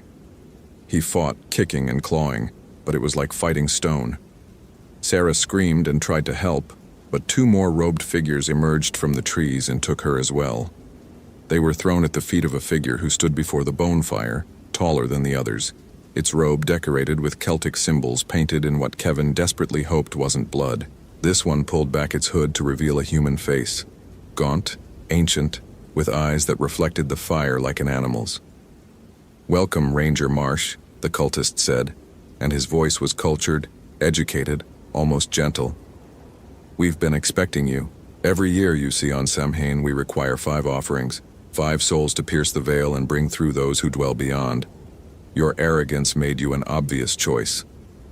"You're insane," Kevin spat, trying to stand. "This is murder, kidnapping. You'll go to prison for—" The cultist laughed, and the sound was wrong. Too many harmonics, like multiple voices speaking at once. "Prison? Dear boy, we've been doing this for 3 centuries, every Halloween. Right here, right in this spot where the veil is thinnest. The authorities never find us because we are protected. The old powers protect their servants." He gestured to the bone fire, and Kevin saw movement within it. Shapes forming in the flames. Human shapes, but twisted, corrupted. Dead things wearing skin badly. They pulled themselves out of the fire one by one, spectral figures that became more solid with each passing second. "Behold," the cultist intoned, "the hungry dead. Those who died violently, who died with rage in their hearts, who refused to pass beyond. On Samhain, when the barrier weakens, we call them forth. We give them form. We give them purpose. And in return, they grant us power." The dead were fully manifested now, standing around the clearing. Kevin counted 14 of them. They looked like corpses, skin gray and mottled, eyes hollow, bodies bearing the wounds that had killed them. One had a crushed skull, another a rope burn around its neck. A third was burned beyond recognition, its flesh charred and weeping, and they were looking at the tied captives with undisguised hunger. "No," Kevin whispered. His rational mind had shattered completely. This was real. This was happening. Magic was real. The supernatural was real, and he was going to die because he'd been too arrogant to listen to the warnings. "Oh yes," the cultist said. "At midnight, when Samhain's power reaches its apex, we will offer these 5 souls to the dead. Their life force will be consumed, their bodies will be possessed, and the dead will walk the earth until dawn. It's a glorious tradition, really. Very old. Very powerful." Sarah was weeping beside Kevin, muttering prayers in Spanish. Kevin's eyes went to the real Amber, tied to her post, terror in her eyes. This was his fault. He'd led her here by not taking the threat seriously, by mocking the very real danger. The cultist checked an expensive watch. 20 minutes until midnight.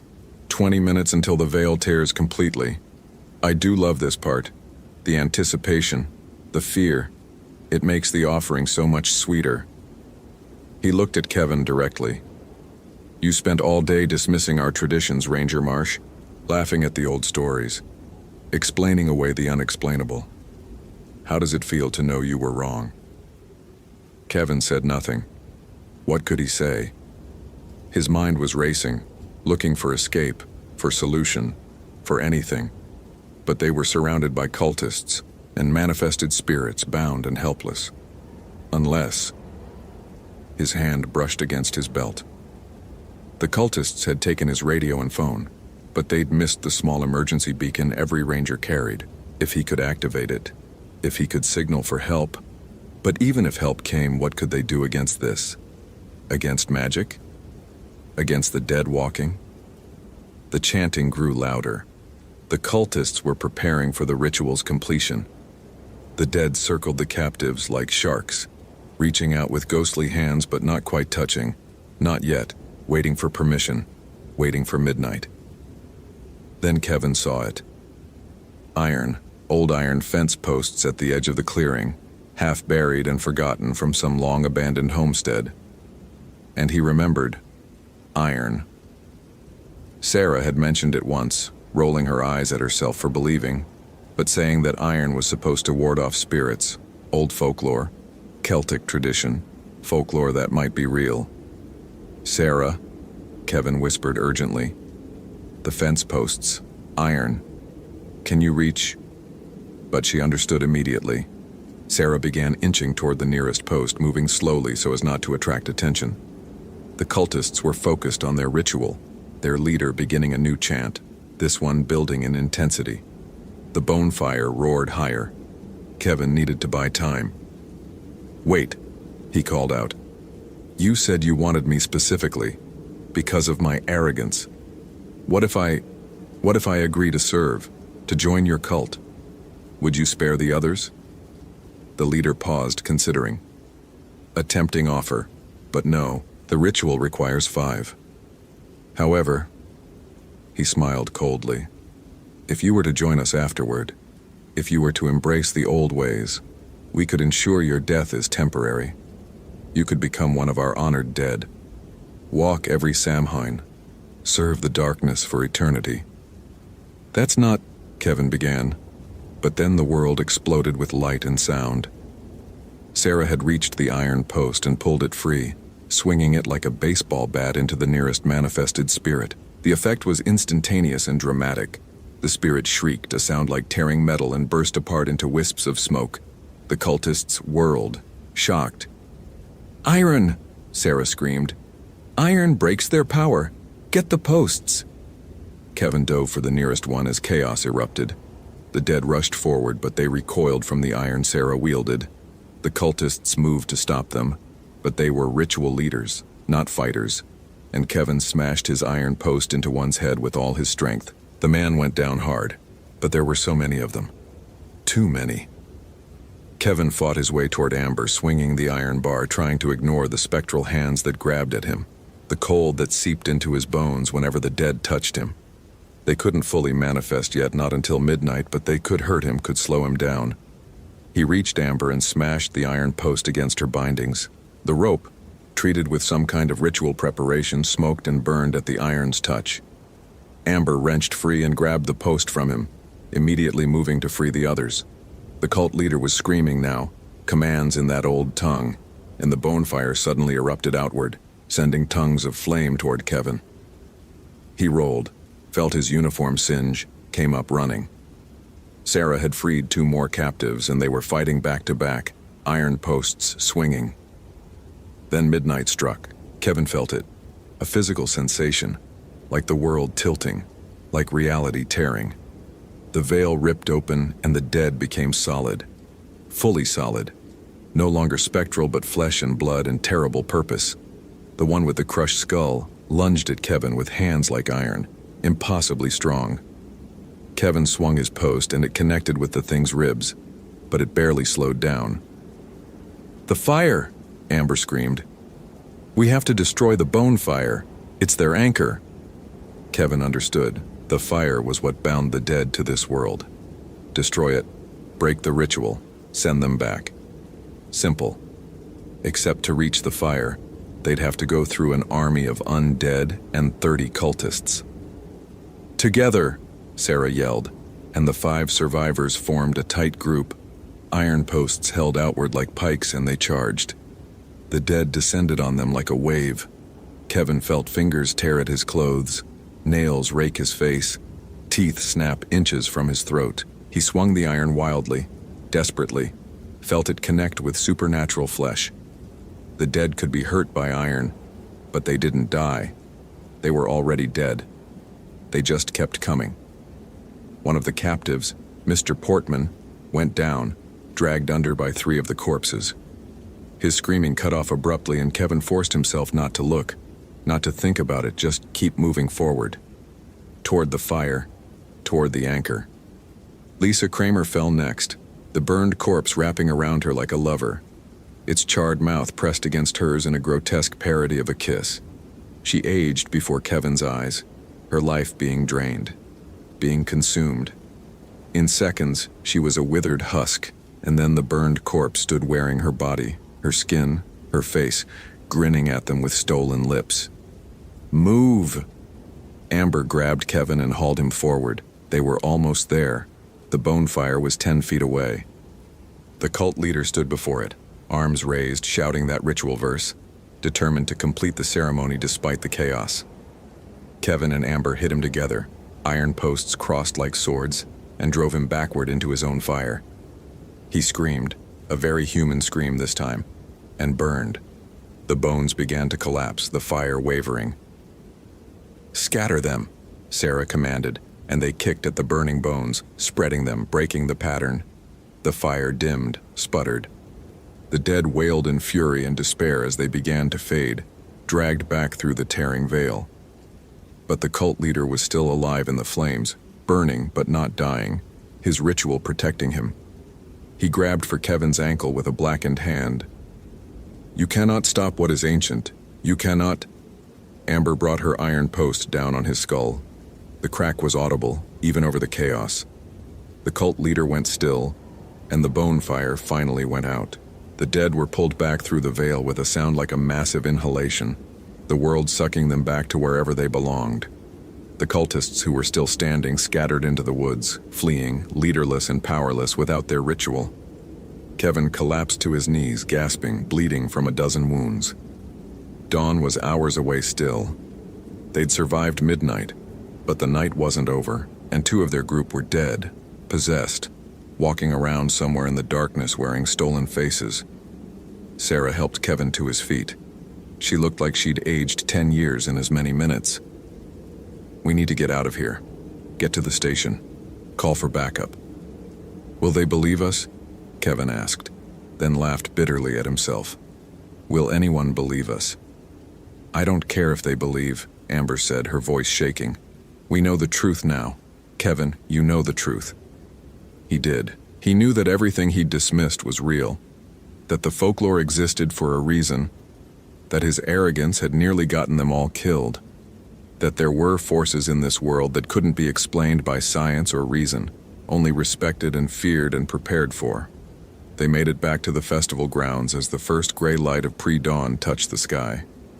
The clearing was destroyed, booths overturned, decorations torn down, blood staining the ground. Park police and paramedics were already there, treating the injured, taking statements.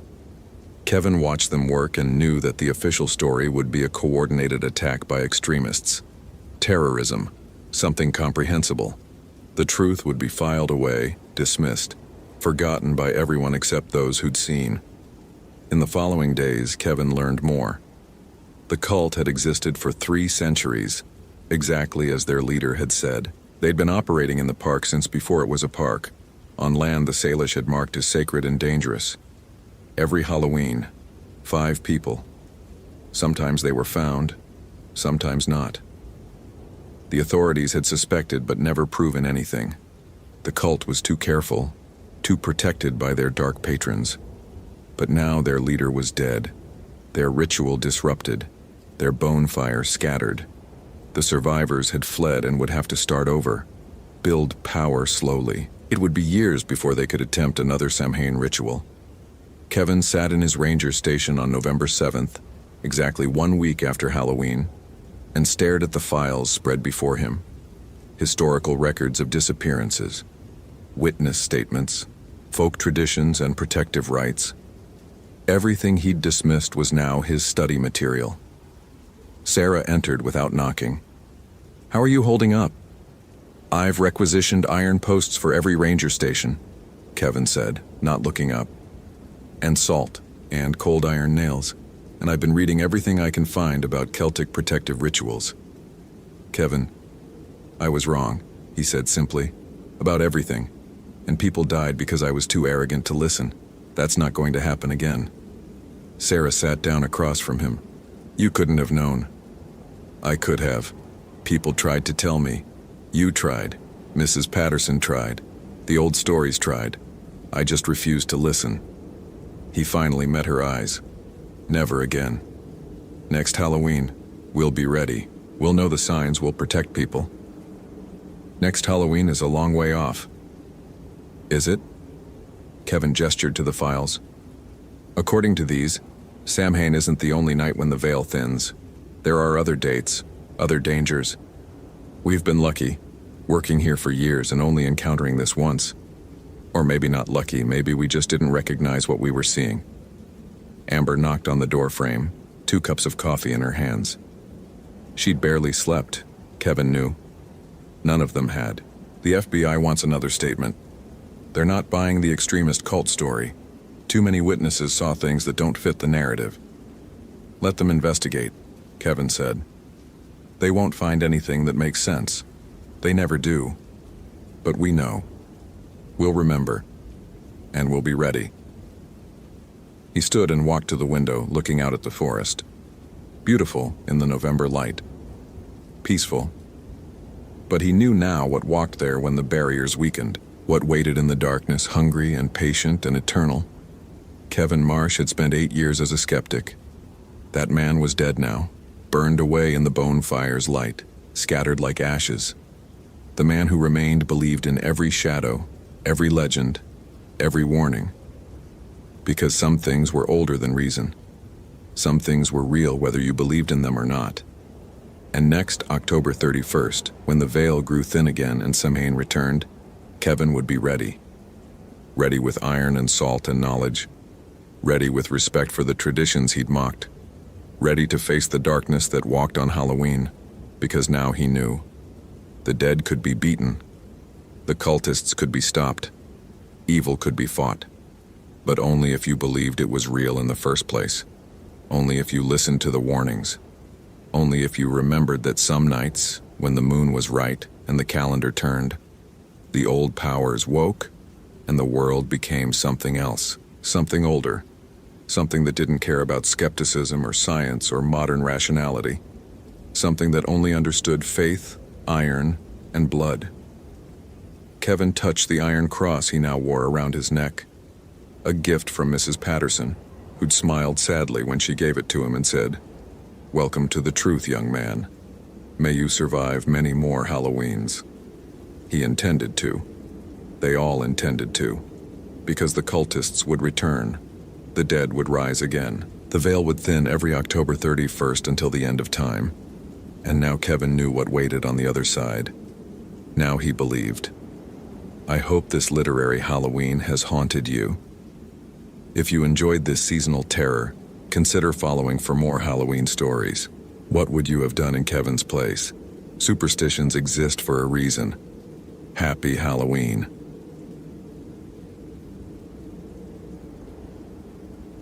Jason Crawford hadn't celebrated Halloween in 5 years. Not since the night Sarah died. Not since he'd held her hand in the emergency room while she bled out from injuries that should never have happened. On a night that should have been about costumes and candy and nothing more serious than which horror movie to watch. Every October 31st since then, he'd requested the overnight shift at Olympic National Park, burying himself in paperwork and patrol routes, anything to avoid the decorations and the laughter and the terrible, crushing weight of memory. But this year, On October 31st, 2014, the forest had other plans for him. The call came through at 4:30 in the afternoon, with the autumn sun already beginning its steep decline toward the Pacific horizon. Victoria Chen, 32, experienced hiker and amateur folklorist from Seattle, had failed to return from her day hike to the old Makah ceremonial grounds. Her car was still at the trailhead, her phone going straight to voicemail, her emergency contact, a sister in Tacoma, growing increasingly frantic with each unreturned call. Jason took the report with the practiced efficiency of someone who'd been doing this job for 12 years, 8 of them in Olympic, 5 of them with a hole in his chest where his heart used to be. Missing hikers were serious business, but they usually turned up within a few hours, lost on a side trail, injured but stable, or simply oblivious to how worried people were becoming. He gathered his gear, checked his radio, and tried not to think about what day it was, what anniversary hung over him like a shroud. The Makah ceremonial grounds were 4 miles into the backcountry, accessible only by a trail that wound through old-growth Sitka spruce and western hemlock, so dense that even at midday, the forest floor remained in perpetual twilight. The Makah people had used the site for generations, long before it became part of the national park system, and even now, by informal agreement, rangers avoided the area except when absolutely necessary. It was a place of power, the old-timer said, a place where the boundaries were thin, where the old ways still held sway. Jason had always dismissed such talk as the same kind of romantic mysticism that tourists loved and rangers tolerated. But as he drove toward the trailhead, watching the sun sink lower and the shadows grow longer, he felt something shift in the air around him.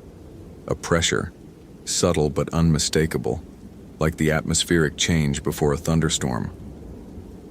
He parked beside Victoria's Subaru at 5:15, with maybe 90 minutes of usable daylight remaining. The parking area was empty except for the 2 vehicles. The only sounds, the whisper of wind through the evergreens and the distant thunder of surf against the rocky coast. Jason shouldered his pack, clicked on his radio to check the channel, and started up the trail. The first sign that something was wrong came at the half-mile mark. The trail here passed through a small clearing where, according to park records, the Makah had traditionally lit bonfires during their autumn ceremonies. The timing of those ceremonies, Jason knew from the cultural liaison reports, had aligned closely with the Celtic festival of Samhain, the same festival that had eventually become Halloween. Both traditions recognized this time as sacred, dangerous, a moment when the veil between the living and the dead wore thin enough to tear. The bonfire site should have been empty, the stone circle that marked its boundaries undisturbed. Instead, Jason found the stones scattered, pushed outward as if by some tremendous force from within. At the center of the former circle lay a pile of ash and charred wood, still warm to the touch, the remnants of a fire that had burned with unnatural intensity, and carved into the earth around the desecrated site, in symbols that made Jason's eyes hurt to follow, were markings he didn't recognize. Not Makah, not anything from any tradition he knew. Something had been burned here recently, something that had required a lot of fuel and a very hot fire, and someone had deliberately destroyed the protective circle that the Makah had maintained for centuries. Jason documented the scene with his camera, his hands steady despite the growing unease in his gut. This wasn't just vandalism, this was desecration, the kind of calculated destruction that spoke to purpose and planning. He keyed his radio to report the finding, but got only static in response. He tried his phone, no signal, which was normal this deep in the forest, but the timing felt ominous nonetheless.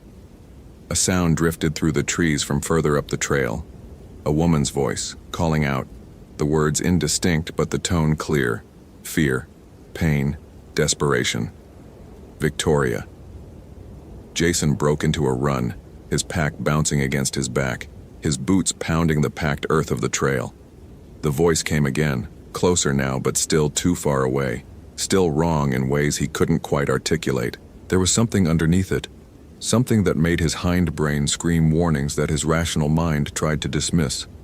He burst into the main ceremonial grounds as the sun touched the horizon, painting the sky in shades of orange and purple that seemed almost obscene in their beauty.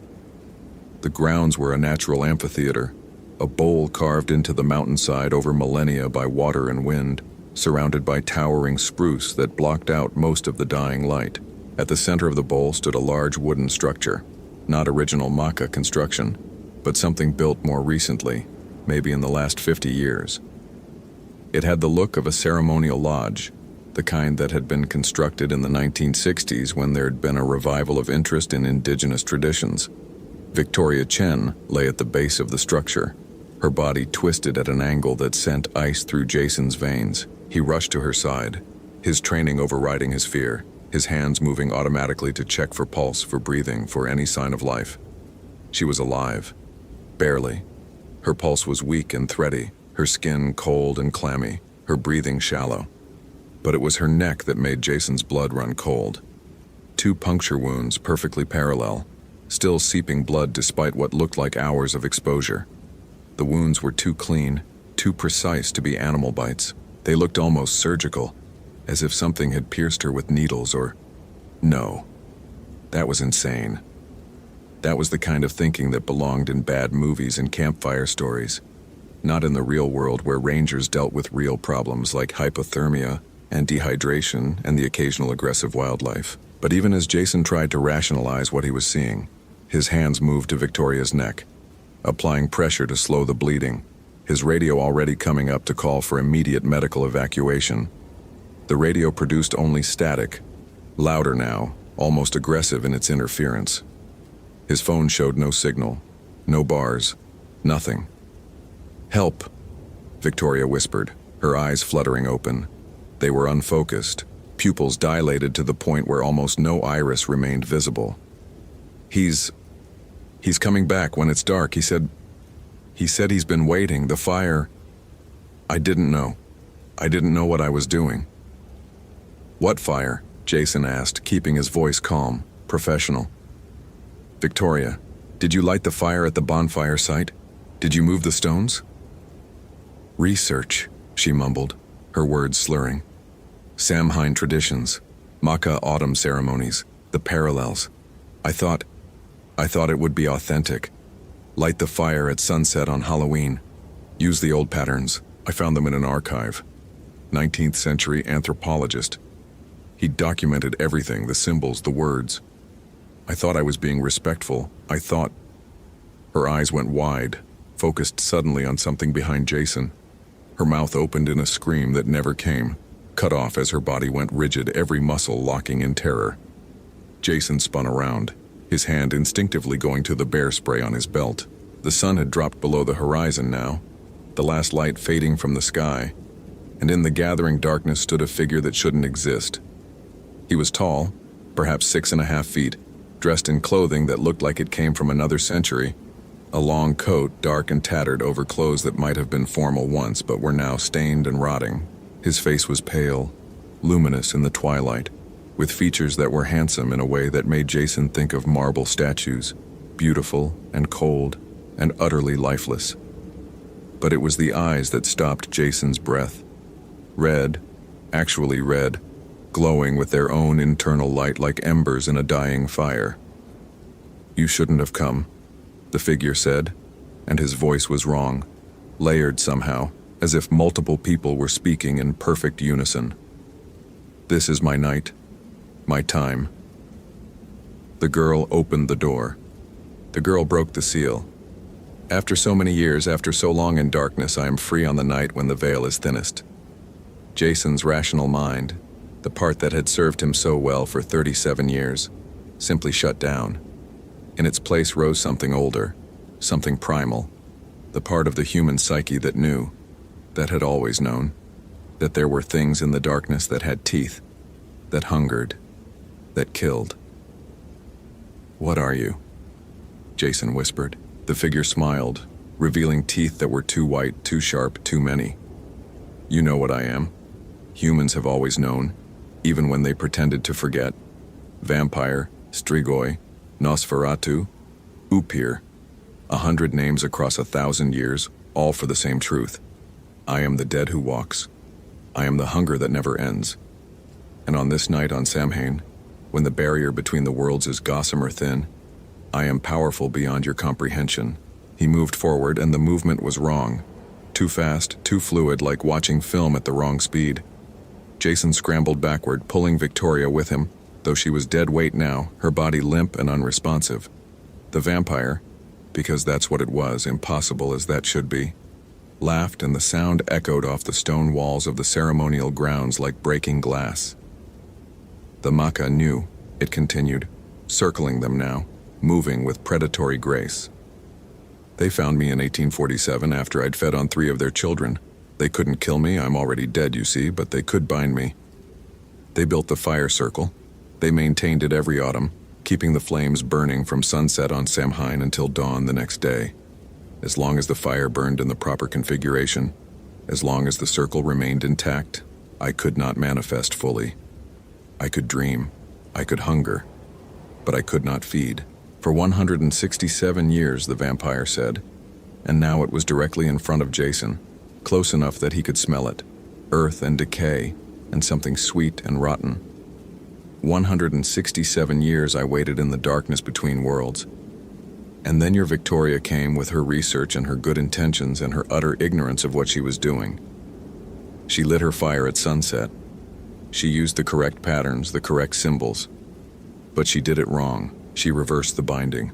She opened the door instead of keeping it closed. Victoria stirred in Jason's arms, her eyes opening again. "I'm sorry," she breathed. "I'm so sorry. I didn't know. I didn't know." "Knowledge is a dangerous thing," the vampire said, crouching down now, bringing his face level with theirs.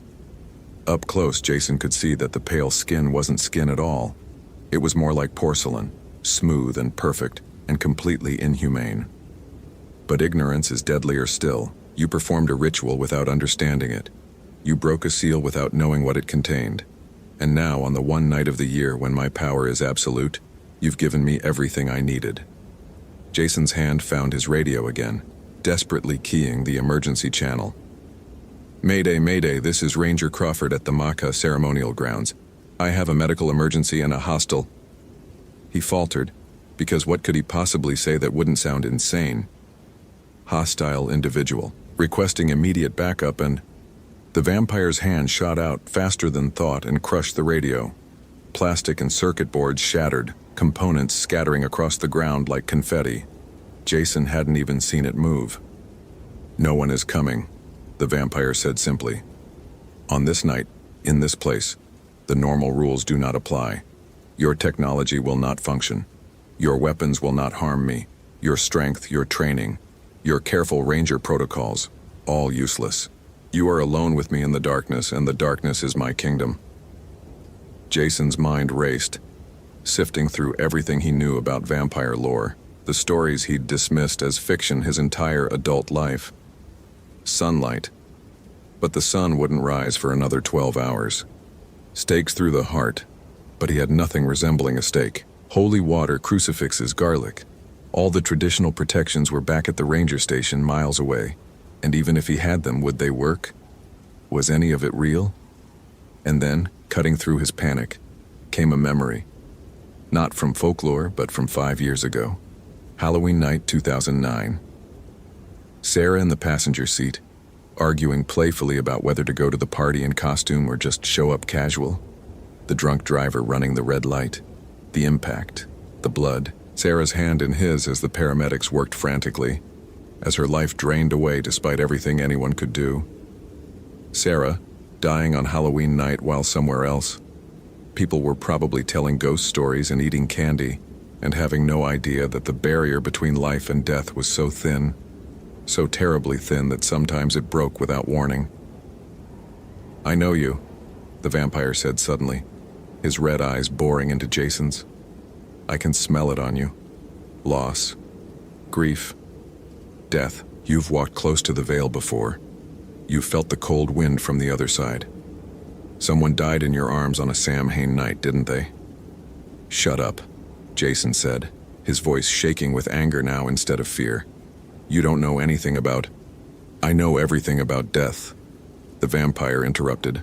"I am death. I have been death for 3 centuries. I was human once, in a small village in Romania in 1714. I died of fever. I was buried. And I woke up 3 days later in my grave, clawing my way out of the earth, hungrier than I'd ever been in life. That hunger never stops, never fades. And on this night, on Samhain, it is magnified 1,000-fold.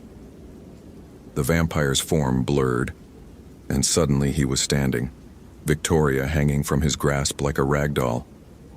She will be my first meal in over a century and a half. And you, those red eyes fixed on Jason again, you will watch. You will understand. And then, when I've fed enough to manifest fully in your world, when the power of this sacred night has restored me completely, I will take you as well. Slowly. The way I prefer. Jason lunged forward, his rational mind completely gone now, operating on pure instinct and rage. His fist connected with the vampire's jaw. He felt bone, felt the impact travel up his arm, but it was like punching stone. The vampire didn't even flinch. Instead, it laughed, a sound like wind through a graveyard, and backhanded Jason almost casually. Jason flew backward, his body slamming into the wooden ceremonial structure with enough force to crack ribs. Pain exploded through his chest, white-hot and all-consuming. He slid to the ground, gasping for air, and watched helplessly as the vampire bent over Victoria, its mouth opening impossibly wide, revealing rows of needle-sharp teeth. "No," Jason rasped, trying to stand, trying to move, trying to do anything. "No, please." The vampire paused, Victoria's throat inches from its mouth. "Please," it echoed mockingly. "Did you say please? Did you beg when your beloved died? Did the universe care? Did the powers that govern death and life listen to your prayers?" It shook its head slowly. "There is no mercy in this world, Ranger Crawford. There is only hunger and pain and the slow slide into darkness. I merely embody that truth." But something in Jason's words, in his desperation, seemed to have given the vampire pause. It straightened, still holding Victoria, and tilted its head in a gesture that might have been curiosity. "Although, there is one thing that might interest me more than a simple meal, an exchange, a trade. Halloween is a night of bargains, after all, the night when debts are paid and promises have power." "Anything," Jason said immediately, and meant it.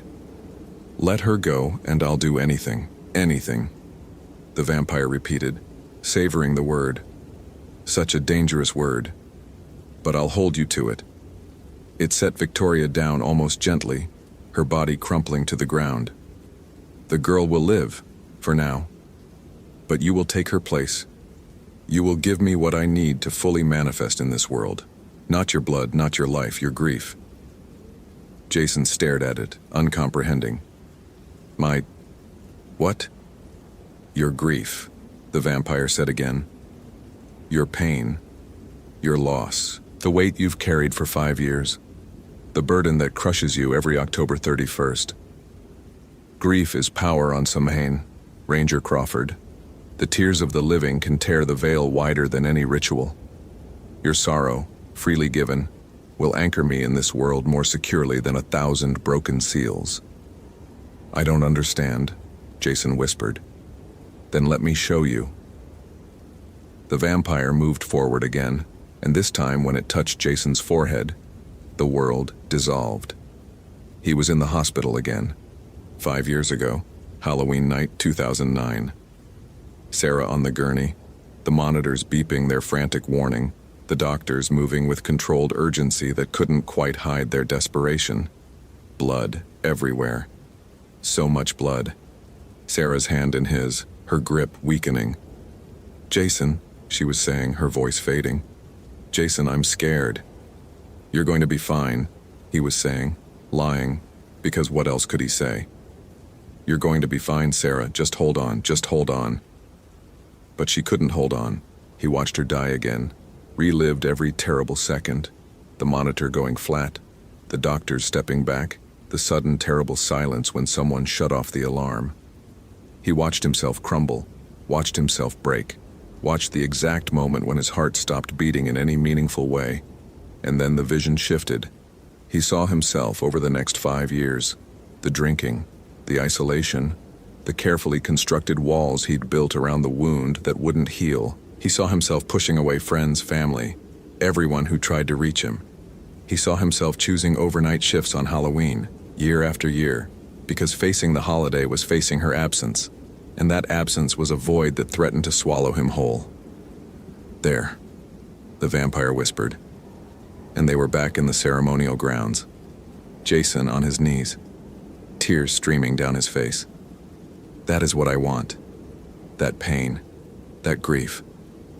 Give it to me freely, and I will spare the girl. Hold on to it, and I will drain her dry before your eyes, and then I will take you as well." Jason couldn't speak. His throat was too tight, his chest heaving with sobs he'd suppressed for 5 years. The vampire was asking him to weaponize his grief, to turn Sarah's death into fuel for a monster. But if he refused, Victoria would die. Another life lost on Halloween. Another person who'd never see November 1st. "How?" he finally managed to ask. How do I give you my grief?" The vampire smiled, and this time there was something almost like sympathy in its ancient eyes. "You must speak it. All of it.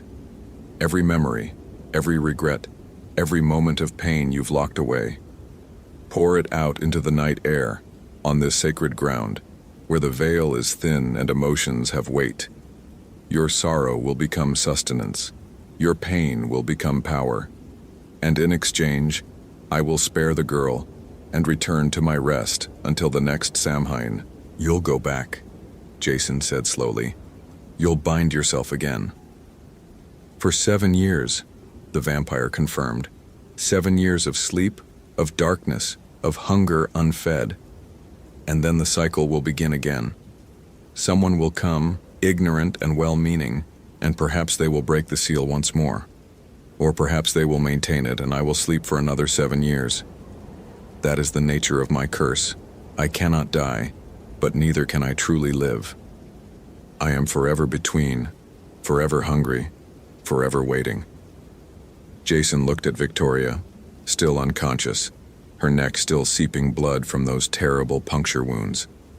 He thought about her family, her sister waiting in Tacoma, the life she still had ahead of her. And he thought about Sarah, about whether she would want him to make this choice, to trade his grief for a stranger's life. But he already knew the answer. Sarah had been kind. Sarah had been compassionate. Sarah would have made the trade in a heartbeat. "All right," Jason said. "I'll do it."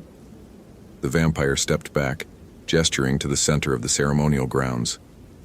"Then begin. Speak your pain into the night. Let it flow from you like blood from a wound. Hold nothing back. The more complete your confession, the more powerful the binding will be." Jason stood on shaking legs and walked to the center of the grounds. Above him, the stars were coming out, brilliant against the darkening sky. A crescent moon hung low on the horizon, the dark moon of Samhain when the barrier between worlds was at its thinnest. He could feel it now, that thinness, like standing at the edge of a cliff and knowing that one step would send him tumbling into the void. "Her name was Sarah Callahan," he began, and his voice broke immediately. "We met in college. She was studying environmental science. I was pre-law, back before I decided to become a ranger instead. She was everything, smart and funny and kind, and she saw the best in everyone, even when they didn't deserve it." The words came slowly at first, then faster, the dam breaking after 5 years of careful containment. He talked about their first date, their first kiss, the way she laughed at his terrible jokes. He talked about the proposal, the wedding, the tiny apartment they'd shared in Tacoma while he finished his ranger training. He talked about her taking a teaching job, about the plans they'd made for children, for a house, for a future that stretched out ahead of them like a golden road. And then he talked about Halloween night 2009, the party they'd been going to, the stupid argument about costumes that had made them both laugh, the red light they'd never even seen, the impact, the screaming, the ambulance ride where he'd held her hand and promised her everything would be okay, even as the paramedics worked frantically around them. He talked about the hospital, about watching her die, about the way her grip had loosened on his hand, and how he'd known, just known, that she was gone before the monitors confirmed it. He talked about the funeral, about standing in the rain while they lowered her casket into the ground, about the terrible emptiness that had followed, and he talked about the years since. The drinking, the isolation, the carefully constructed armor he wore every day to keep from falling apart. The way he avoided Halloween, avoided anything that reminded him of that night. The way he'd stopped living in any meaningful sense, just existing, just going through the motions, waiting without even knowing he was waiting. As he spoke, the air around him began to shimmer. His words seemed to take on weight, substance becoming visible in the darkness like smoke or mist.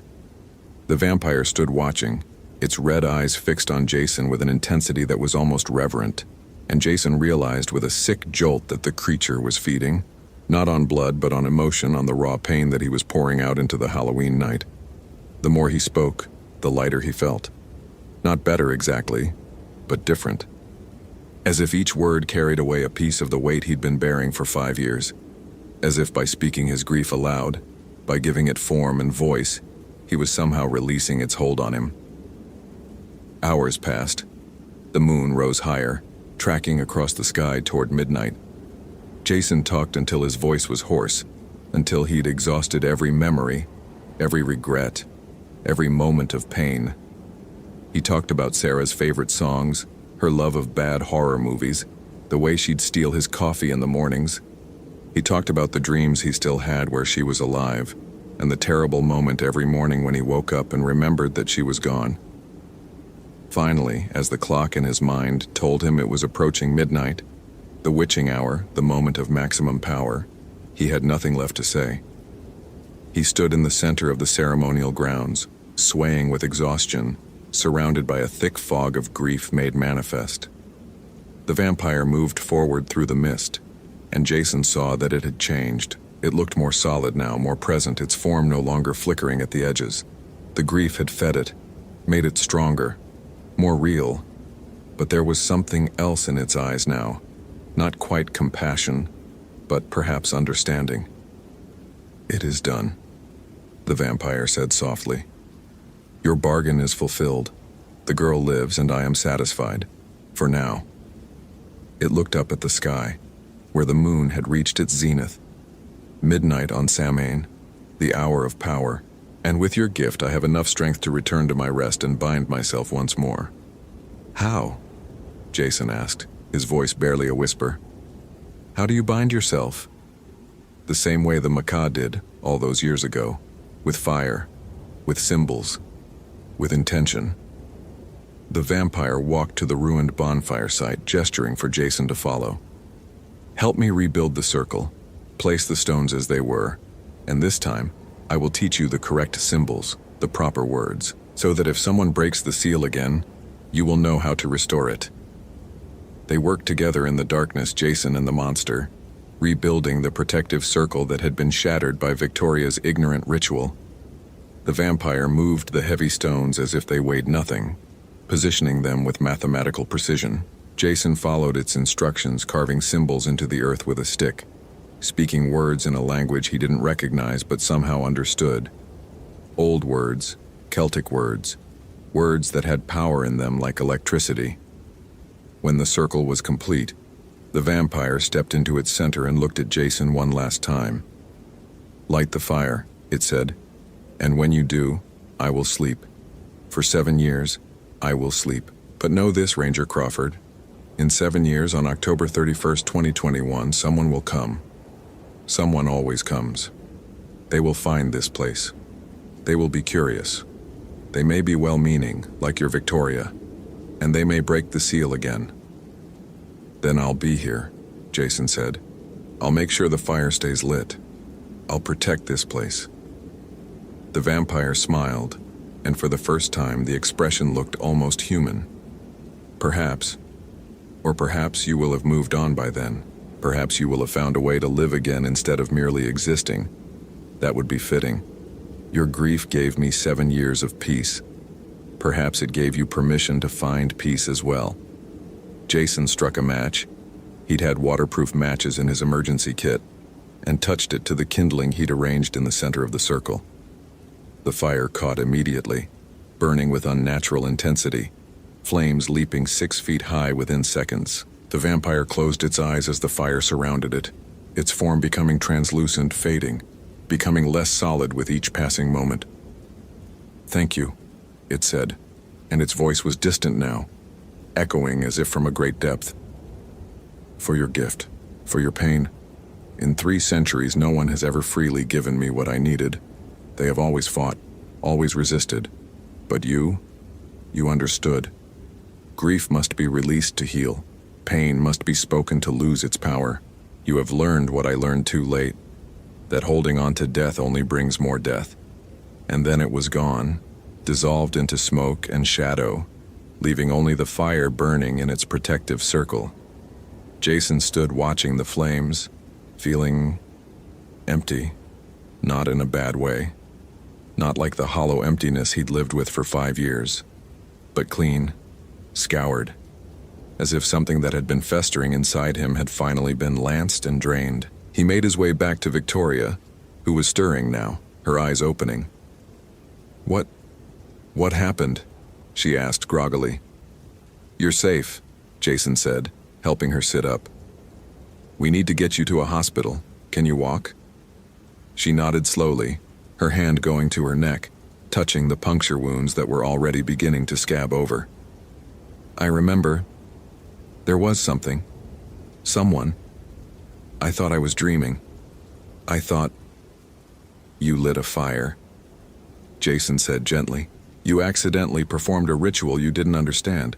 But it's over now, it's fixed, you're going to be okay." They made their way back down the trail together, moving slowly in the darkness. Jason's radio, miraculously, started working again as soon as they left the ceremonial grounds. He called for medical evacuation, gave their coordinates, answered questions with practiced professionalism. Victoria would be fine. She'd lost some blood, but not enough to be critical. She'd be sore and confused and probably traumatized, but she would live. The sun rose on November 1st as they waited at the trailhead for the ambulance. Jason watched it come up, watched the light spill across the forest, and felt something he hadn't felt in 5 years. Hope. Not happiness, not yet. But the possibility of happiness. The idea that maybe, someday, he could live again instead of just surviving. He filed his report carefully, documenting Victoria's injuries as animal attack under investigation, and the disturbed bonfire site as vandalism, site restored. He didn't mention the vampire. How could he? Who would believe him? And more importantly, did it matter? The creature was bound again. It would sleep for 7 years. And in 7 years, he would be there to make sure the seal held. Victoria recovered quickly. She called Jason a week later to thank him, though she admitted she couldn't remember much of what happened after lighting the fire. The doctors had diagnosed her with severe shock and acute blood loss, and recommended counseling.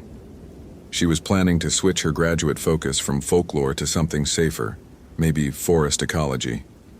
She'd had enough of ancient rituals for a lifetime. Jason returned to work, but he made a change.